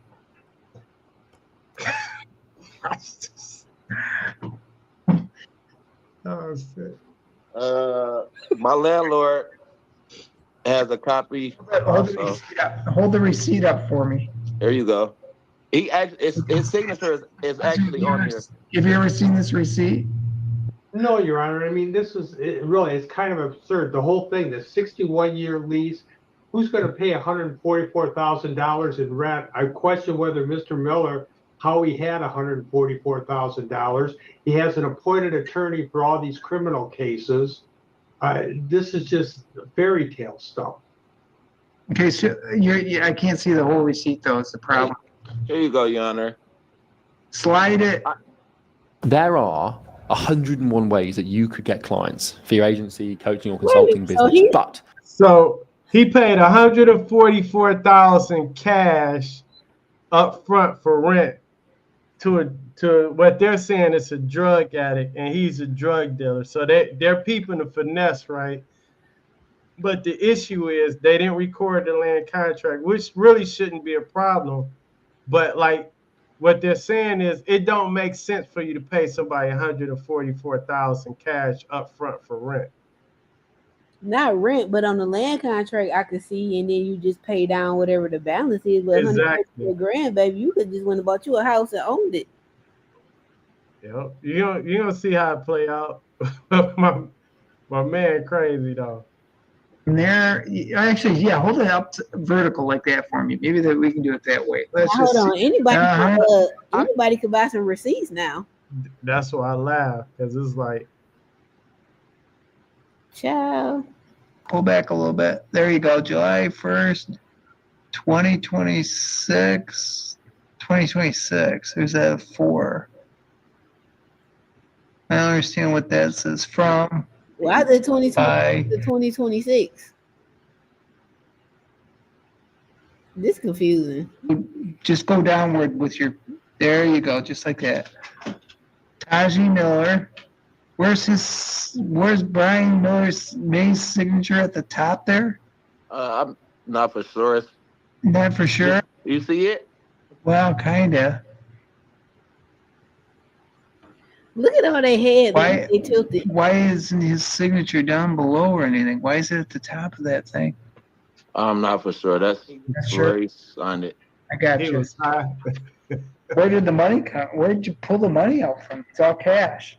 Your Honor, I worked a lot of years. I actually been shot in my arm, so right now I'm waiting on disability. But up until 2023, I worked a lot of years. I saved up a lot of money. And he was in prison. And I still have some money saved. And to answer the attorney question, my lawyer is Michael Ewan, and there is no drug activity or illegal activities going on in this residence at all. He need to back up because his forehead taking up the camera. Yeah, this don't sound right. Let's see. Judge, certainly Mr. Miller can sue Brian, May, if he thinks he's entitled to some money back. But I mean, that's just absurd. Brian May has no money. He's living in his dad's basement. He's homeless, basically, other than living with his dad. And really, this just defies any logical, rational beliefs. Now, hold on. Devil's advocate. The son took that 144 and just bought him some of the best dope the city had to offer him, or tricked it off, or he got paid in dope. Yeah, or he's sitting on it. Yeah. So. Child. 61 years. I don't never heard anything like that in my life. Back garage included. So 61 years. So you were to pay. Where's my calculator here? 61 years. Your Honor, I paid rent up in advance so I could focus on my kids in the community. I have 2 teenage boys that's in the community. They stay maybe 3 miles away. Times 1,000.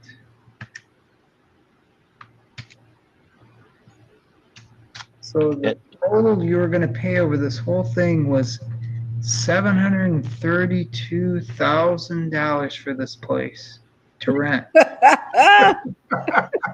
Yes, Your Honor, I'm a felon, so it's hard for me to get housing in some places. For $732,000, buddy. If somebody come to me with 144 cash, baby, you can have this deed depending on where the house is and what the house is. Here you go.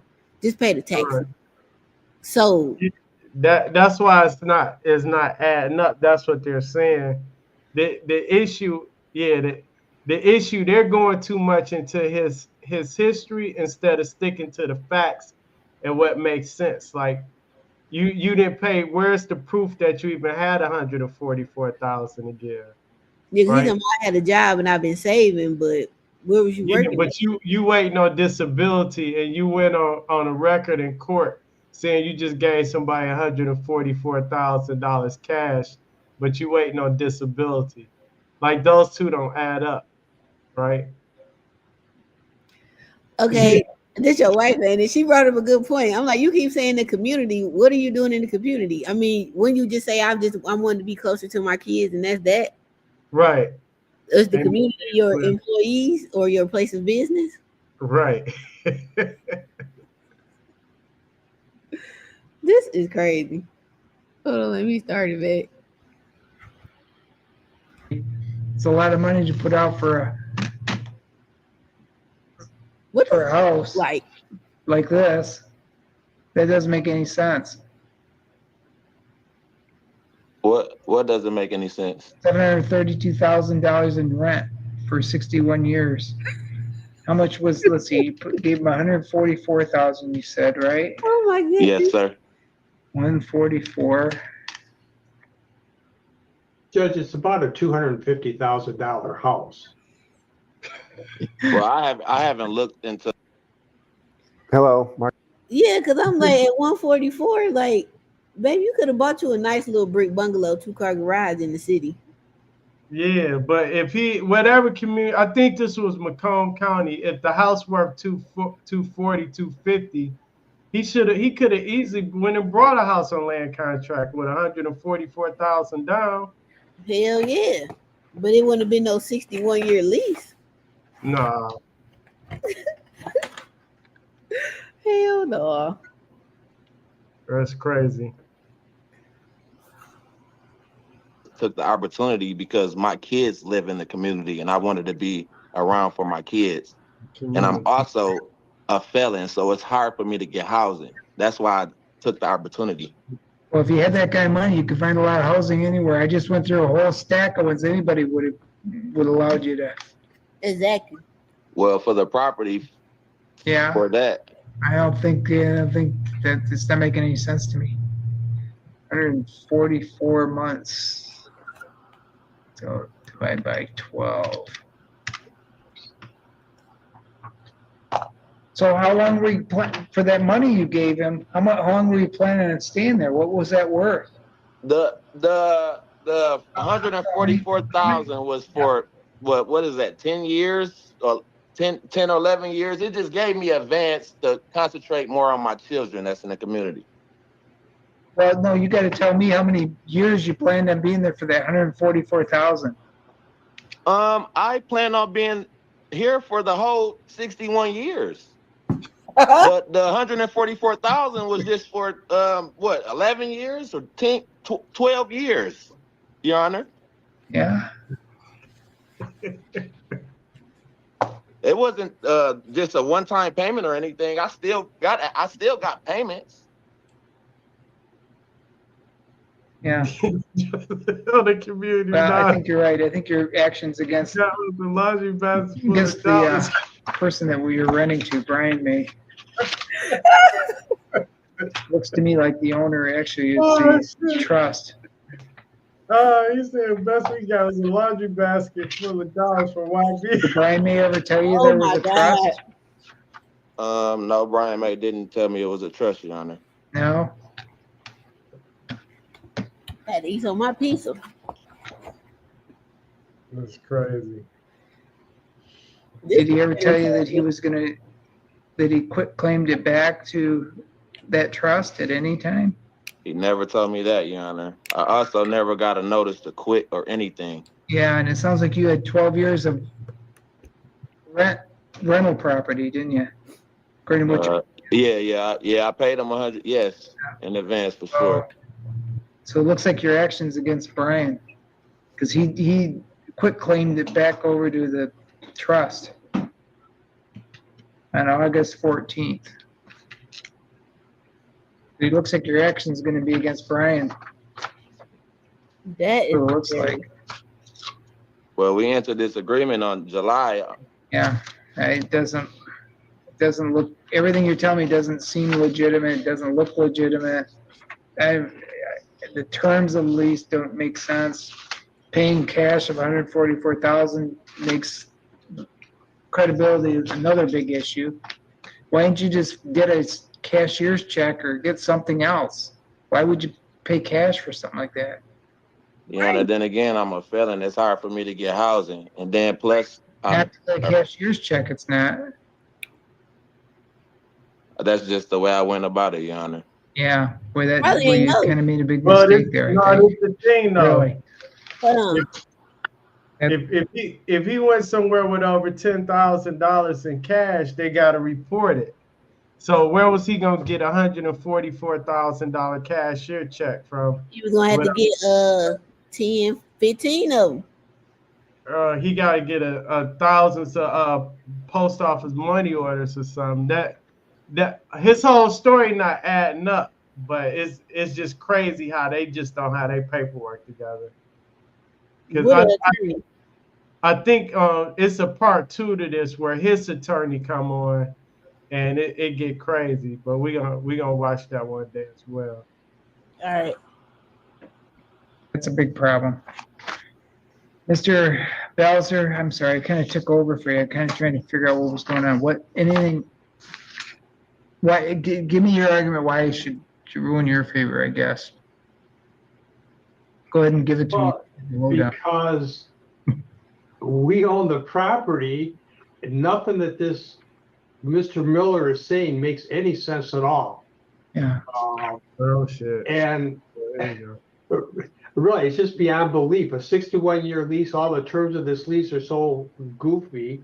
No attorney in their right mind would ever go along with any of this stuff. And plus, Mr. Miller doesn't have, and I believe this is just some drug transaction. So who's Kyle? That's his attorney?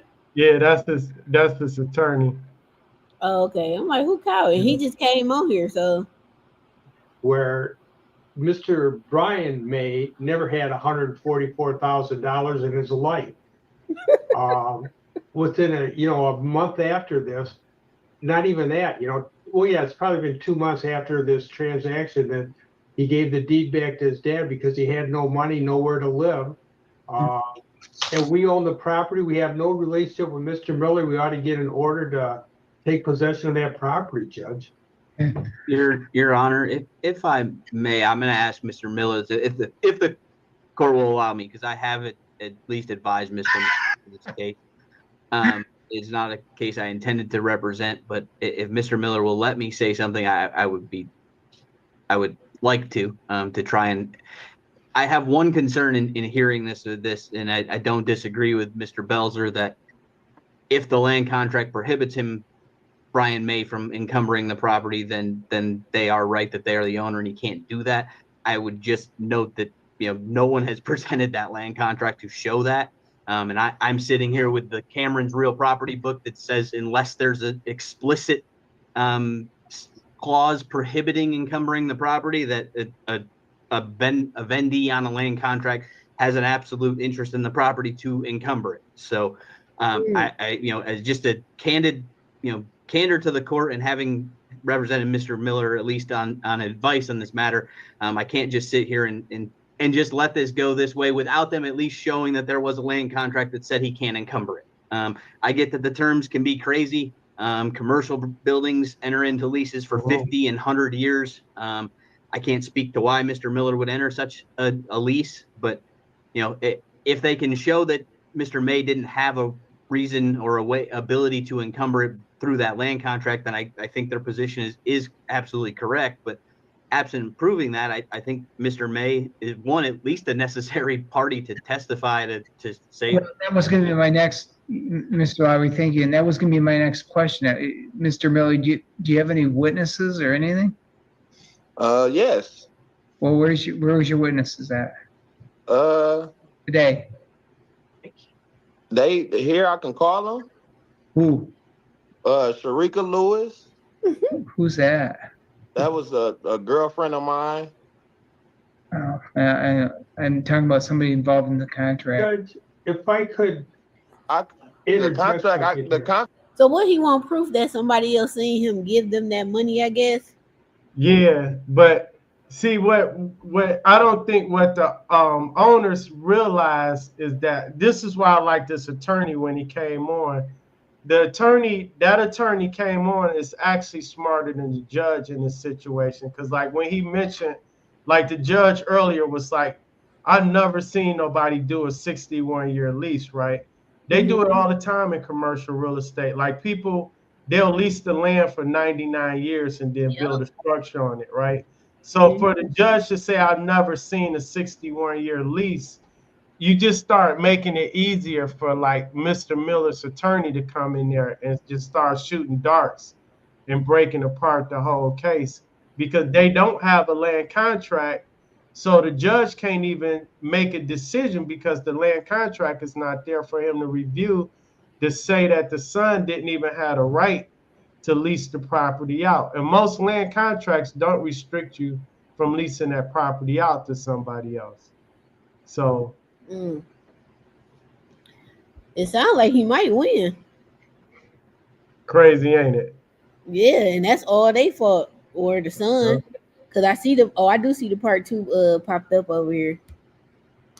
So we have to watch that next. Contract is a legal document. You want me to call Lindsay Markle? But the concern I got is pretty much what Mr. Lowry's is suggesting, though. If I go back in time here, there's an allegation that Brian May had a land contract, correct? Where I've got nothing that says anybody's got any land contract. Who was giving the land contract? Judge, if I may. So first of all, you do have sworn testimony as to what the terms of that land contract were. Second of all, this defendant has no right to have free legal advice. If he can come up with $144,000 in cash, he should not be getting legal aid advice. What? That's not the case. That's not the case. He gotta, even if he got free services, that's smart. Why would he use his own money? The point is, at least he had sense enough to get a damn attorney. Right. And it's the thing. They're looking at everything. Now they're starting to get emotional, right? And they're like, okay, this don't make sense. They're attacking him instead of fighting the case. Yep. Right. They keep saying like, oh, he's a drug dealer, he's this, instead of fighting the case. The judge was kind of on their side at first because he was kind of downplaying old boy. But again, this is why I tell people, when it comes to real estate matters, just hire an attorney that actually knows real estate, because you see how quick this switched around. Yeah, because it looked like he really about to win. And low key, if he win, I'll go back and sue them for defamation. Because how you gonna sit up here and say I'm a drug dealer with no proof? Right. Because if he win, that means they gotta wait till the 61 years is up, right? Yeah. But then too, it's not really a bad thing because he got paid them $1,000 a month for 61 years, and they still get to own the property. On top of the 144 he paid? Yeah, because you got to think he signed a lease, not a land contract. The property never pays off. Oh, that was retarded on his end. Because if I gave you 144, baby, that's half of what I owe. That's what I'm saying. So, like, if he gave 144 for 10 years, somebody got it. I need to have proof that $144,000 was given, right? But even then, I mean, shit, he gonna have a lease forever. I got $1,000 a month coming in for the rest of my life. You know what I'm saying? So, like, but I can't even blame the son, because if he did take that 145, I would have moved back home too. And got you some yays and a chunk with the Hemi. And I would have got me a mink. Yeah. The one you got drag on the floor. Listen, dust them off. Dorsey, I would object to that, Your Honor, just on the basis that Mr. Belzer doesn't know our priorities and our qualification criteria. So it is amazing. They used to have a collagen. Used to have. Yeah, this is crazy see. This is why we be screaming to y'all. Look, paperwork matters. I don't care what nobody say. That paperwork hold up in court probably over a video. They could have, if that land contract was recorded, they could have went online during this case and downloaded a copy from the county records. Yep. In the story, we wouldn't even, the video would have been 15 minutes long at the most. That's only because the judge would have had to hear both sides. But unfortunately, they don't have it. That's crazy. I'm telling you, that son took that 144 and back in the basement. Yeah. In any event, really, you have sworn testimonies to the terms of the contract. Here's my concern though. If it all hinges on what right Brian May had, period. Whether he owned the property, did not own the property, and it was my question that I asked about having some kind of encumbrance, some kind of paragraph that says you can't encumber the property if it's a land contract. Right now, I got nothing all the way around, period. I got nothing. So who owned who owned the property before Brian May if that land contract is not there?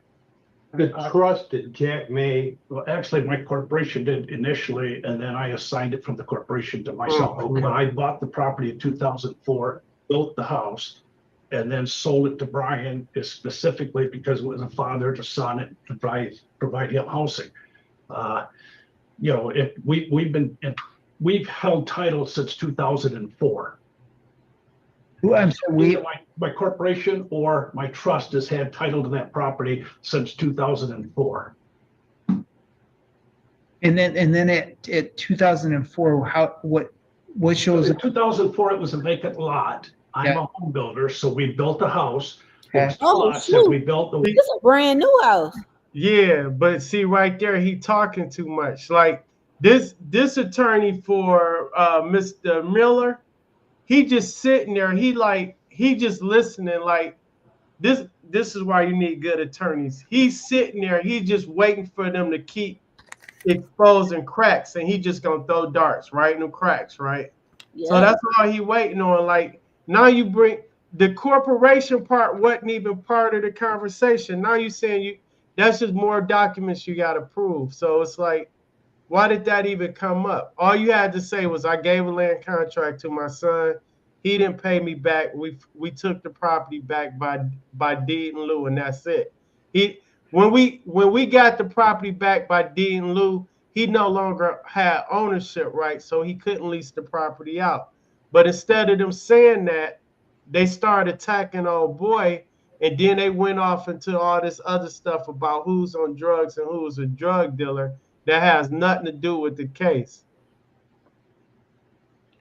Let me read something. Damn, drug dealers spending $144,000 in the community nowadays. In my days, best we got was laundry bags full of dollars from YBI. It was 144 in there. Him saying in the community sounds weird. That's what I want to know. I'm like, why he just can't say I wanted to move to be closer to my kids? End of discussion. Right. Community sound like, I don't know. That's crazy. Yeah, that's crazy. Well, at least he a good father though. He ain't out in Nova. Nova. When we sold the one house, the other one, it was to the point where I basically furnished someplace for my son to live. Mm-hmm. And basically I was hoping my son had bad alcohol problems. I thought he would get out of that. He was actually. He talking too much. Yeah, none of that has nothing to do with the case. Nothing. And then if he got back alcohol problems, now it could look like, oh, he did get the money. He just went and bought the best he could find. So now it look like you don't know who finessed who. Like, did Mr. Miller get finessed, or did Mr. Miller give his son some drugs and say, here, sign this receipt? See? Looking suspicious. You could live and work with him when he was an alcoholic. Around 2017, it went from alcohol to drugs. I don't know if Mr. Miller has anything to do with that or not, but he got into the drugs and all of a sudden, but I've been basically paying the taxes on it for years. It's basically been my property. It was something that I did for my son to live in. I don't think that my son signed that receipt. He can, Your Honor, Brian, I don't mean to interrupt. Brian May been paying the taxes on the home for years. Hold on. So look, Mr. Miller attorney been sitting over there writing notes and stuff. That's why he put his hand up like, hold on. Yeah, like don't say nothing. He's looking it up. Yeah, but he was trying to tell Mr. Miller, like, hold on, don't say nothing. Because the more old boy talked, the deeper the hole get. And it wasn't even a hole to begin with. Like, the more he talked, it's just like, yeah, this should have, again, we what? Almost 30 minutes in, it should have been over in 15 minutes. One document and shut up. But they won't do that. Like I say, furnishing a house for my son to live in is one thing. Furnishing a house for Mr. Miller to live in is something else. Yeah. You know, I don't do rentals. Have never done any. Even if you look at that lease, if you look at the first page, I don't even think it was for 2085 or whatever it was. It looks like they changed the number from a 4 to an 8. You know, my son does some really dumb stuff, but he would never even have done anything this crazy. Well, I think there's just too many pieces for me to kind of speculate on right now, quite honestly, for everybody's sake. I just want to ask, Your Honor, just if Mr. Belzer, so there was no writing done whatsoever in the terms of the land contract to Mr. May? No. Yes, there was a written land contract. Yeah, in 2006, there was a written land contract. So all I would say is that land contract should be produced. I understand Mr. Belzer's position that there was testimony given to the land contract, but I would point to the best evidence rule. The best evidence of a land contract, if there's a written land contract, is the land contract. And, and that's again, we'll concede that if that says that Mr. May could not encumber the property with a mortgage or a lease or anything like that, then I think plaintiff prevails undoubtedly without question. I just think the lease should be or the land contract should be produced. Right. I agree. And I think honestly, and that's kind of, I'm kind of going around and around on this thing. It's just too much speculation for me just to kind of say, okay, you got this, when it all encompasses either a land contract or no land contract. I think we're going to adjourn it one way or the other, give both sides a chance to produce whatever evidence they got. All the way back, even in case there's a decision and just the register of deed action, wherever the original title on the property is, we can kind of have a chain of title somewhere. And then this land contract, if you've got any kind of proof of that land contract, whatever it is. Okay. I think we can need some time to look at that. And same thing with you, Mr. Miller. Yes, Your Honor. And two, and then somebody, quite frankly, is Brian May, is there some reason he's not here today? Well, I could have had him here today. I didn't see the need. But yeah, we'll have him here for the next time, Judge. Okay. And then again, Your Honor, I never received a notice to quit. I believe that's. Well, let's not get too far ahead of things. First, you're claiming this rental agreement sitting here, and you're claiming that you made $144,000 in cash towards it. Your Honor, I will bring the receipt down to you. Well, yeah, do that for me, anyways. At least make it, and keep a copy for you as. Yeah, because if they contesting the signature, that's easy. They can get one of them handwriting forgery people in there and tell the son to bring his driver license. All they gonna do is compare, or hey, write something right now. Yeah, but even if they did, even if the issue, if he gave him 144,000 cash, he got to prove he actually gave him that money, and he got to prove that there's a paper trail for the money, right? So if that receipt is fake and he's trying to prove his case, he got to prove the paper trail. Like, where did you pull this money from? But yeah, it's crazy. I mean, they had it easy. It's just they don't have that land contract, and that made it hard. And his attorney know that, and he's just basically buying time so he can figure out some more holes in their case. No, it's almost over. As well, but Mr. Belzer's going to want a copy of that too. Okay. Right. And Judge, I'd also like to get, and I can send some requests to Mr. Miller, where this $144,000 was at. I mean, I'm going to hear that it was in a shoebox in his bedroom someplace, but. Your Honor, that's another story for another day. Your Honor, I would just point out for Mr. Miller's position, I don't know that there's any relevance to where that money comes from, whether he got it from winning the lottery or he got Well, from collecting pennies in a jar, or I don't know that the relevance of where he came up with the funds to pay it is frankly relevant at all. Right, it's discrimination. What's going on? Hold on, guys, hold on. And Mr. Lowry is correct, other than if it goes to any kind of credibility, I'll have to rule on it later on.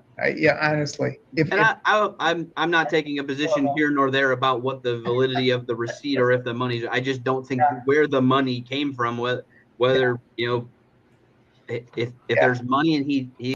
I mean, the attorney, right? Because that really ain't got nothing to do with this. The issue Yeah. at hand is, did he pay money? Yes or no? Okay, where's the land contract? In the story. Well, the thing is, he's saying it, but he also is saying, so it's two sides to it, right? Where the money came from doesn't matter, but did you even have the money to give does matter, right? So if you say, okay, I got the money from the lottery, or I got the money from hustling, right? You still had the money to give. So where's the paper trail of that money at?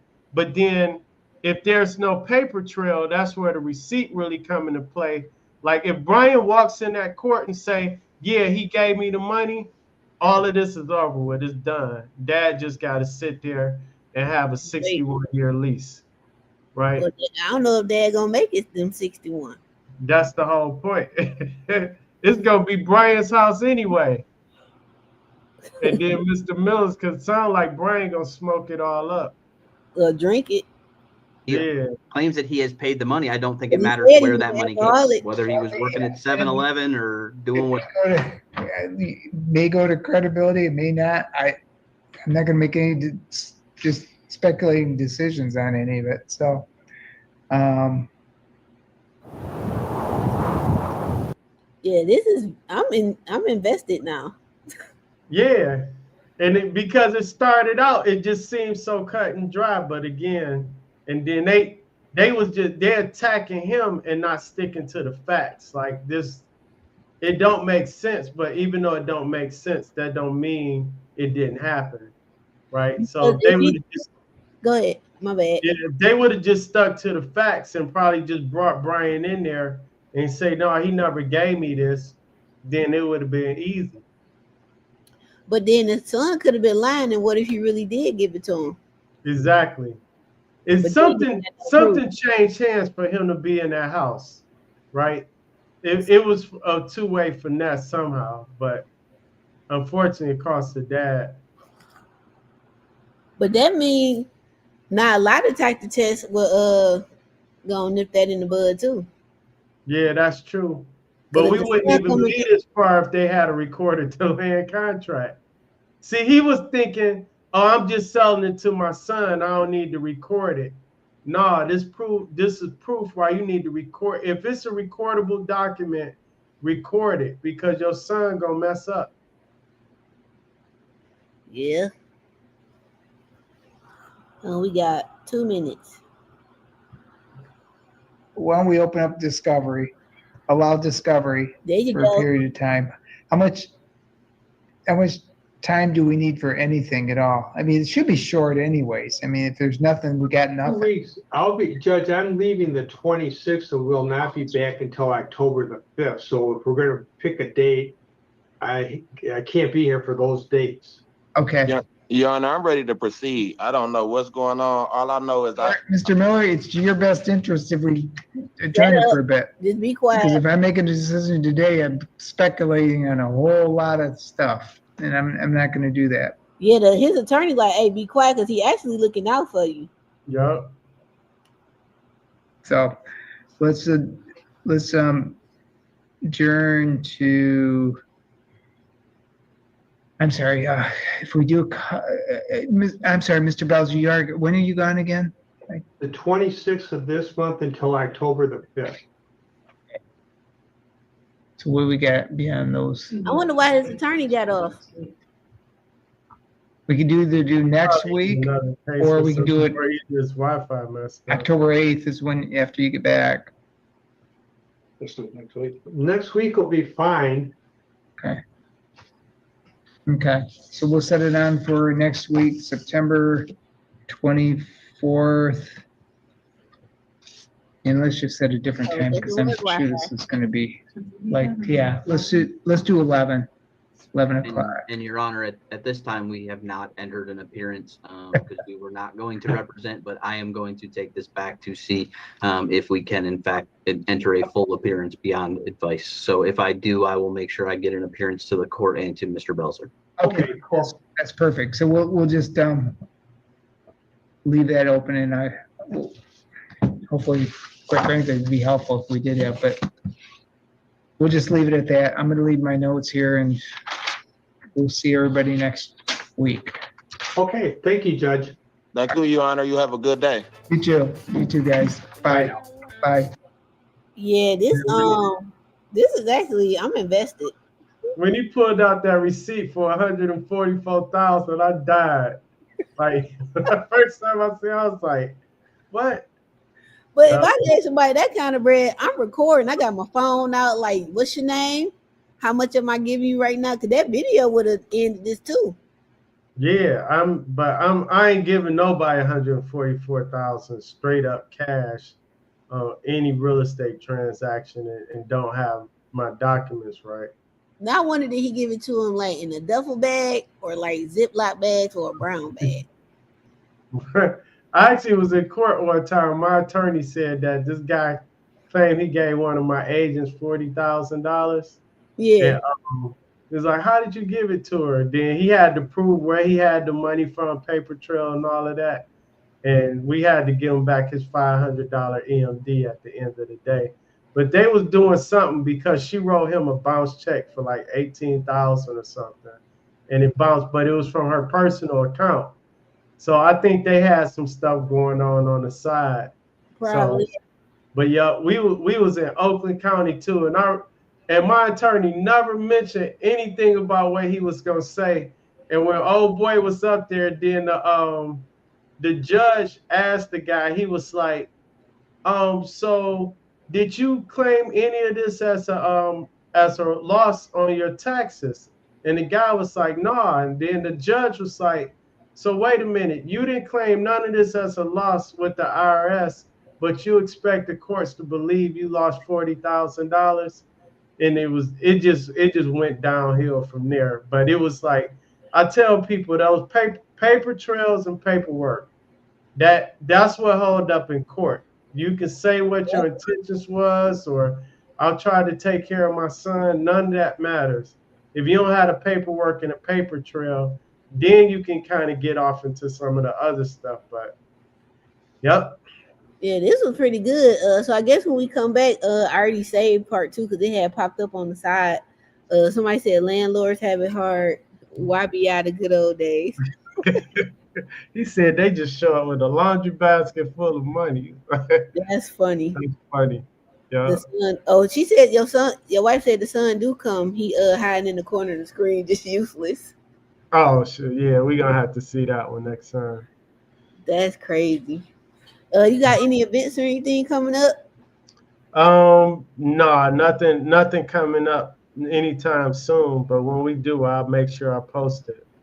All right, yeah, and send it to me and I'll post it. I think I'm gonna bring Detroit Real Estate Weekend back. I think I'm gonna do like pre-sales because I'm about to up the prices and stuff. So once the weather break, probably around April, I'll start pricing like everything.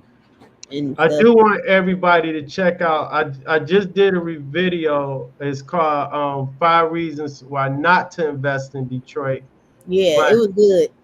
Yeah, it's on my YouTube channel. Just go on YouTube and type in Reginald Perryman. But I'm doing a whole series where I'm just giving a little 3 to 5 minutes, nothing long, just giving advice just based on, because people do some dumb shit, right? Like, and I'll just be like, why?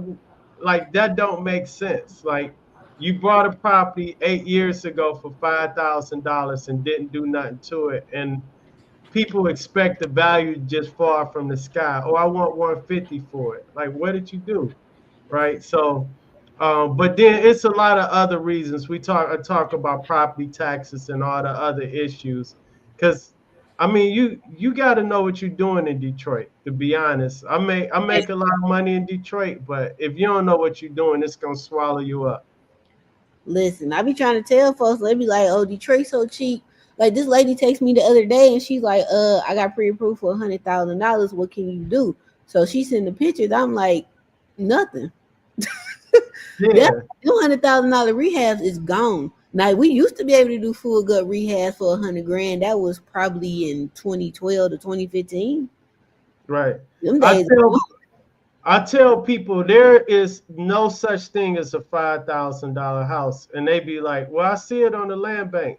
I say, "Yeah, the purchase price is 5,000, but when you're done with that house, it's not a $5,000 house. Your investment the same.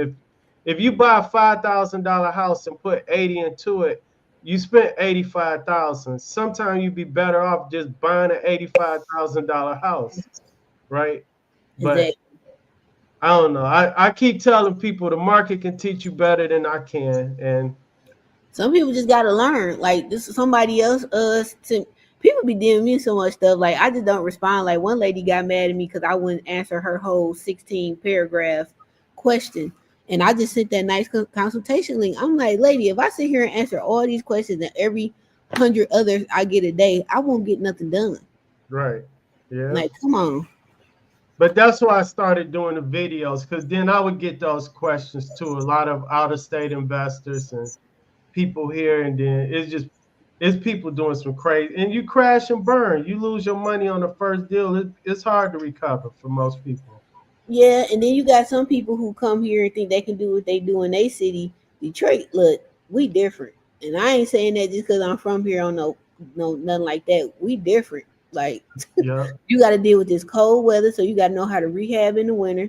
Your best bet is just secure the house, winterize it, and wait till the spring. yeah. If you And ain't it's other cities that got similar issues and risks, but it's just that when people come here because of our values, they think that because the property is so cheap, like it eliminates some of the risks when it really doesn't. right. Right. So, I mean, it's a lot of it's just common sense, but most people getting into business, they get emotional and they're thinking, "Oh, I'm gonna revitalize the city with my $10,000," and With that's your not with your one house. right. And I tell people like if if you could just buy a land bank house for 5 or 10,000 and put 20,000 into it, and now it's worth 200,000. I mean, we got money here too. Don't you think we would stop buying yays and buy all the land bank properties? Like, I mean, yeah. So I don't know. I'll keep putting out the content and I just don't make argue with people no more. You know, I used to be all like, look, y'all, listen, I don't care no more. Cause this is what's gonna happen. When that greenway is done, y'all gonna be begging for $1,000 to $1,500 rent. Y'all gonna be right. begging for it. It's because it's happening, it's coming. This whole tragedy with Southwest Detroit and that flood, that's about to change the game. Them values over there about to go. Southwest already been booming with gentrification and stuff like that. Yeah. That I honestly believe that disaster is a blessing to them homeowners because most of them houses is old. Most of them need to be updated anyway. They about to get all them houses gonna have to get gutted. Yeah. They gonna Yeah. have to rehab the whole house. They about to put them in a hotel for at least 6 months. Y'all about to be living it up. They gonna have to pay them whatever they lost for work. They about to get all new stuff. And the contract already out right now for the emergency clean out. When I seen those cars frozen in the street, It I was was over. just like, "Is this something different?" This Like, I've different. seen floods before, but I ain't never seen cars. It flooded and then it froze, and the street is frozen. Like you can't go. Some people couldn't even get out their house. They had to climb out the window to come down. So yeah, it's crazy. But honestly, low key, from a contractor standpoint, it's best that that happened in the winter and not the summer. Oh yeah, yeah, Because if it was been in the summer, that water at some point the water once it came into the basement and started coming up the stairs, it stopped because it froze. Now right. that not happened, oh, that water would have been all up and through them house to each level, and it would have been at that point they probably would have had to condemn the They house would have to condemn all them properties. and Yeah, then build them new or drop new prefabs. yeah. So that's why I'm like, it was a blessing that it was in the winter, because in the summer, now you got the heat added to it, so it's gonna stink, it's gonna mold up faster. Like with it being cold, eventually it's gonna freeze and then just stop. But now they gotta all the people about to get new cars. Because it don't matter if you got insurance, because as soon as it happened, the city took accountability and the Great Lake Water Authority, they took accountability. And they already said we gonna cover everything, don't worry about, because they know they could get sued for that. Right. That's a hell of a class action lawsuit if they didn't, but they already said we're gonna take care of it. They done put everybody in hotel rooms. I saw on the news that some people they doing shifts, like some people still staying at the houses that can be stayed in, because you know how our cousins be. They gonna look at it as a golden opportunity. What you gonna break in and take, baby? Everything froze. Right. Cause they ain't got no heat. Most of they said I forgot how many houses they said ain't got get away. What you gonna steal? The furnace is done. So if you get to the furnace, you can't use it. Somebody with a flat screen TV on their shoulder wearing ice skates. I seen one guy, his backyard froze solid. He back there ice skating. That's crazy. I ain't mad. Make something good out of this mess. Yep. I mean, I'm sorry it happened, because that got to be a scary feel. Because they said it started like at 3 a.m. and by daylight, it looked like how the street looked with everything froze, like some Legos. That's crazy. I'm like, well, I'm glad nobody got hurt. So that's what's the most important. Yeah, that's what I was thankful for. Like they didn't report any like deaths or anything like that. Because I mean, once it get cold, you got to think too. People's freezing out there, and you're not getting no heat if your basement frozen. Yeah, everything's shutting down. Because I forgot how many houses they said is without power, and then some do got power, but just ain't got no heat. So, but I'm glad. Look, I'm proud of Detroit, because you could tell that our services have gotten a lot better over the years, because they own just like the third day, and they already done fixing it, the pipe or whatever, and they done cleaned the street out. So they probably now about to start assessing the houses and stuff. Because I'm gonna see what's on the bid list. Like I go in there and be an inspector and get paid. Right. Give me a quick 150. I just sold a house over there on what was it, on Elmer, about 2 months ago. The neighbors had brought it from my seller. She didn't even want to put it on the market, but that house was raggedy. But they brought it. They was investing. So I'm curious to see what happened with that property. I'm like, this gonna be an interesting next 6 to that's gonna be damn near a year. Yeah, it's gonna be more than a year, because you gotta think about relocating the people, getting their structures back solid, and then moving. Yeah, it's gonna be at least a year for most of them people. Yeah, because they got the bid out right now just for the emergency repairs. Then once that's done, then they got to go in and do the assessments, and then you got to get the contractors that can handle that type of stuff, because that's restoration work, that's mold remedial. Yeah. If it was me, I condemn every last one of them houses and drop a new prefab on it, because that's gonna be faster and it's gonna cost you less money. Yeah.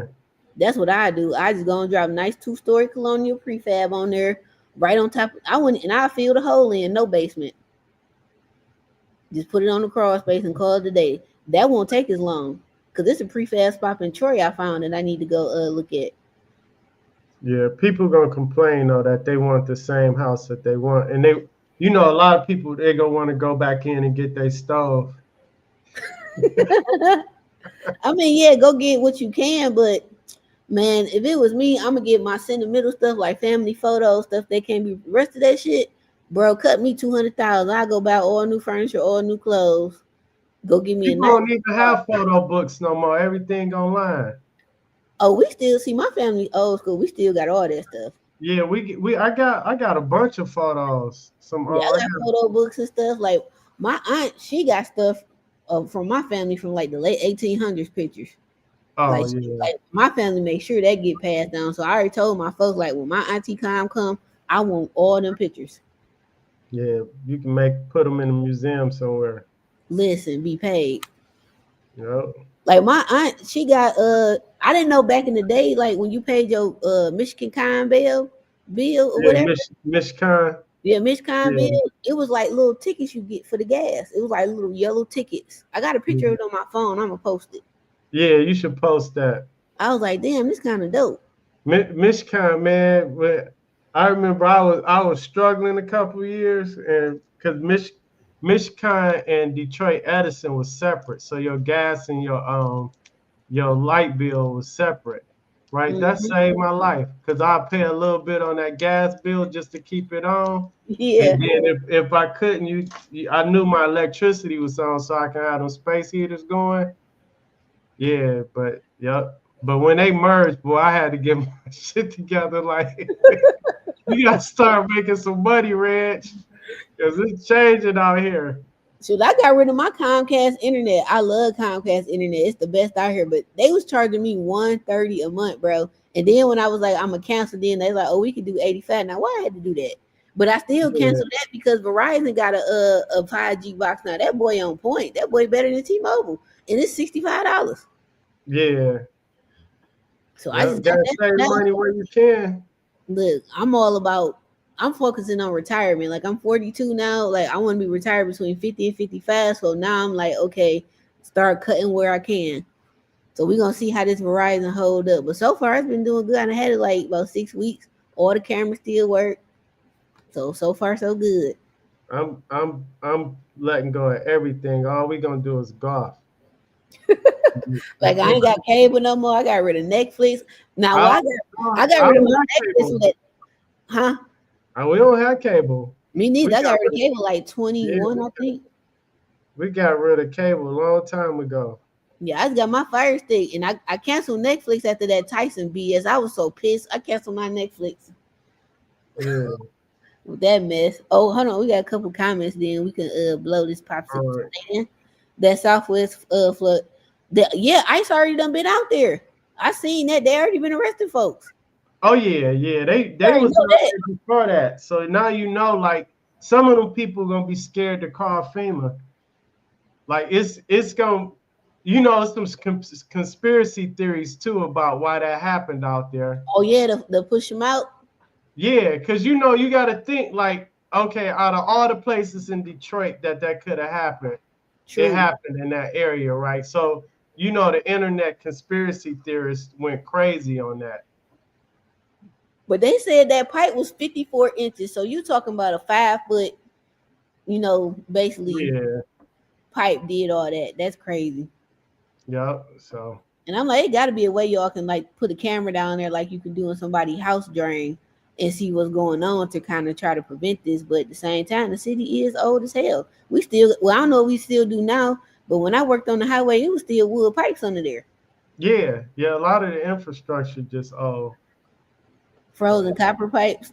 Well, on the inside of people's house, yeah. No, she's saying they're gonna be stealing them copper pipes.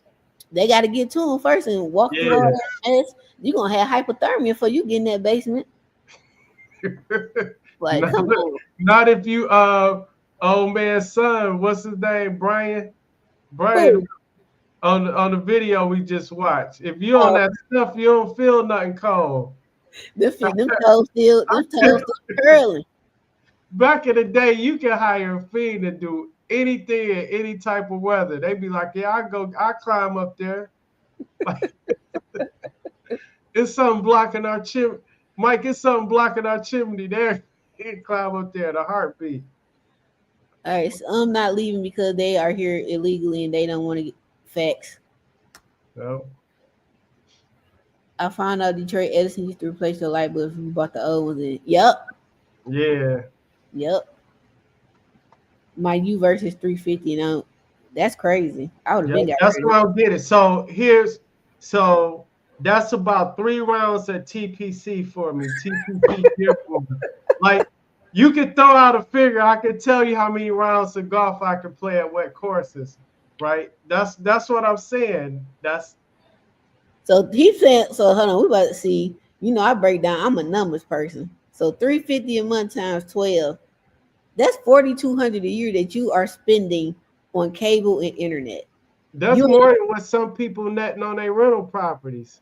You can just turn off Uverse and be richer than most landlords. $4,200 a year, you still gotta turn your power. You gotta have power to even watch it, so that's a bill. You gotta pay your mortgage or your rent, or if you ain't got that, so that's something you ain't gotta pay. You still gotta pay the taxes and insurance. Man, please, you know that's how I start cutting back on stuff. I'm like eating out every day, $30 a day times 7. That's $210. I could just go and pay for bills. Wait, hold up. Wait, I got golf, and then we got Chick-fil-A. So we gotta have Chick-fil-A, and then when we I go don't eat south, chicken. we got Waffle House. I mean, we got our bougie restaurants, but I can't. We not cutting out Waffle Chick-fil-A. House sent me a coupon for my birthday. I'm tempted to go drive down to Toledo and get my free waffle. Yeah, so I don't know. Some stuff you just can't cut out. Like you can't cut off golf, Chick-fil-A, and traveling. But That's are all. you signed up for everybody's stuff for your free? Because on my birthday, I had a good free time. See, I gotta get with you on that. I don't think I got PGA Superstore gave me a discount and Ace Hardware, but I don't nobody go to Ace. Look, I went to Benihana free, but with Benihana, they got smart. You got to go with somebody and be on their bill and your meal free. That's fine. I was like, hey, y'all hungry? Who want to go to Oh Benihana? yeah, that's cool. That's just like me paying half off for me and my wife then. There you go. But I got a whole list. I'm gonna do a whole separate YouTube video on how I ate free damn near the whole month of January. Buddy's Pizza, you get a free 4 square with cheese. You just gotta pay for the toppings. That's cool. Oh, see, I gotta get the birthday hook up. I got you. Beyond Juicery, you get a free smoothie. I got that. Yes, Monday. It's for the whole month, right? Yeah, for them. So some be you gotta only can go on your birthday. Some be the whole birthday month. Some be from your birthday to the next month. Jersey Mike's, you get a free sub and a drink. That's good for a year. Okay. So Yeah, send me that list. I can just eat free for the rest of this month. And then if you smart like me, I got a lot of emails, so I got a lot of birthdays. Oh. All right, I don't know about that sounds too much like another job. No, it ain't. I got exes who I still be eating on their birthday coupon because they was using my email. I'm like, thanks for this. Oh, okay. No, what was I ate free? Oh, the casino the day of. I got $10 in free play at MGM, so I want to use that. And I won me $11.44. I'm like, I'm up. I'm getting up. Oh yeah. Let me see who else I can think of. Red Robin, you get free meal. PF Chains, I think you just get like a free appetizer. That's cool. That's cool too. I gotta look through my phone. I just seen the screenshot. I got a whole note. Shoot me the list. We got a few more days left. We got about nine more days, 10 more days. If I can get a free meal each day, I'm good. So when your birthday is this month though, right? Yeah, it was February 4th. So you have to change it because your birthday already passed. So it's gonna have to be February 24th. Yeah, we don't say it online. Okay. Oh, Shake Shack the day of, I got something free. I had got like a free milkshake and a sandwich. Went on, got that. Well, I tell you, I ate good. That's all I did my whole birthday. I just drove around, got all my free stuff. That's crazy. That's cool. But all right, y'all. Thanks for tuning. Oh, we got a couple more questions. I'll answer these real quick. Then we can go. Here we go. Alien side chick. And that's only cable. That's crazy. Yeah. That's a good golf season. She talking about that 350 a month. Yeah, so like in my golf league, the first half of the season is only like 380.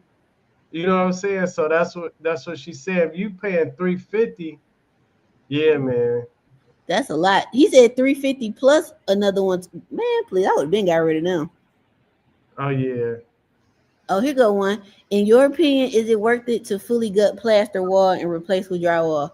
I gut all my houses. The only ones I try to keep are the ones who got that beautiful crown molding in the what's that in the ceilings they be having?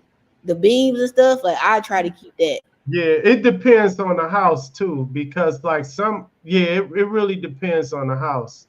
Like if it's one of the historic homes or something like that, sometimes you don't want to gut everything. Yeah, but or if I can gut it from like one house I put a bid on the dining room, I didn't want to gut, but the rooms behind, I was like, all right, cool. As long as I can pull that knob and tool from behind it, we'll leave this room intact and then take out the rest. Because some of that stuff you can't recreate that, man. That junk. Right.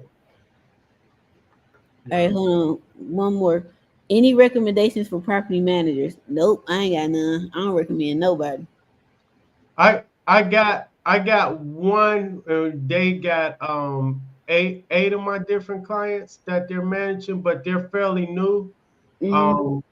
So give me about a month or so to see how they do. But they got decent reviews and everything. And my agent on my team that does most of our investors, he's got several clients with them as well. They not cheap.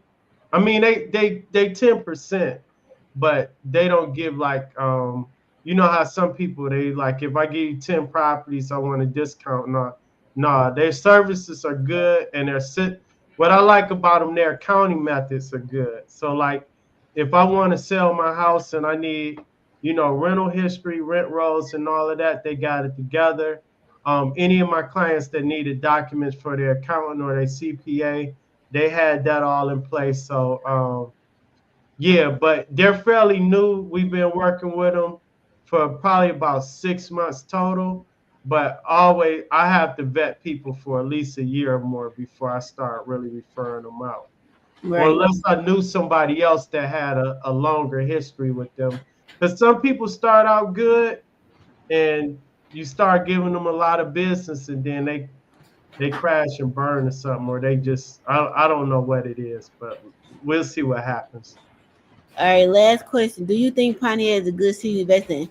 I got two clients that have been investing in Pontiac heavy. My first investor, TJ, all he had was Pontiac, and he bought most of his when the market first kind of crashed, and he bought them at the he had bought 50 houses at the auction. I think 35 was out there and 15 was in Detroit.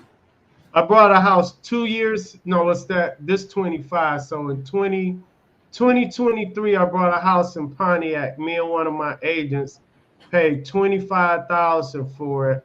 We went in there. We was cleaning it out, and then we went over and cut the grass. We had the guy go clean it out. Then we went and cut the grass, and somebody approached us and paid us 55,000 for it in less than 2 weeks. So a lot of that West Bloomfield area spilling over to Pontiac. So Pontiac is a good area. I'll just say that. That's good then. Yeah, but the numbers still got to make sense. I'm not just saying just buy anything and hope it turns overnight. The numbers still got to make sense. And there's some pockets in Pontiac that do better than others. Mm-hmm. Is Home Depot approved contract or are Home Depot approved contract school? I guess. Yeah, Marcus is one. Huh? You ain't seen a clip where I got Marcus saying "bitches me"? So, no, Mr. Fix It. Yeah, so he when he was on our podcast, he was explaining that. So he met with a lady and gave her a quote, right? Mm-hmm. And then she was like, "No, I'll get back to you." So she called Home Depot, and you know he's one of their subcontractors. So he came back out. They sent him out to the same property, and he showed up like, "Bitch, it's me." Like, you know. I love him. He is so funny. And it was funny because the quote based on their scope of work and the cost, the quote they had was more than what he had originally quoted her, right? Yeah, so I mean they gotta get their fee because they the GC. Yeah, so they do vet their contractors, but can you go wrong? Probably so with some of them, but they do try to hold their people up to a certain standard. So you're probably going to get more accountability, in other words, because that's the only thing I can say. Yep. All right, then. I ain't got nothing else. You? No, I'm all set. Me too. I'm about to go home and finish my pizza and watch something on Tubi. All right. We'll see y'all next week? We're gonna do this again next week? We can. I'm going to see my folks Thursday. So if we do, just let me know what day. All right. Let's coordinate the dates and we'll just we'll post them in advance for your audience. So we have it already set up. Sounds like a plan. Well, thanks for coming on, Reg. I appreciate you as always. Oh, anytime. All right. Deuces. All right. Have a good one. You too. All right. And stream.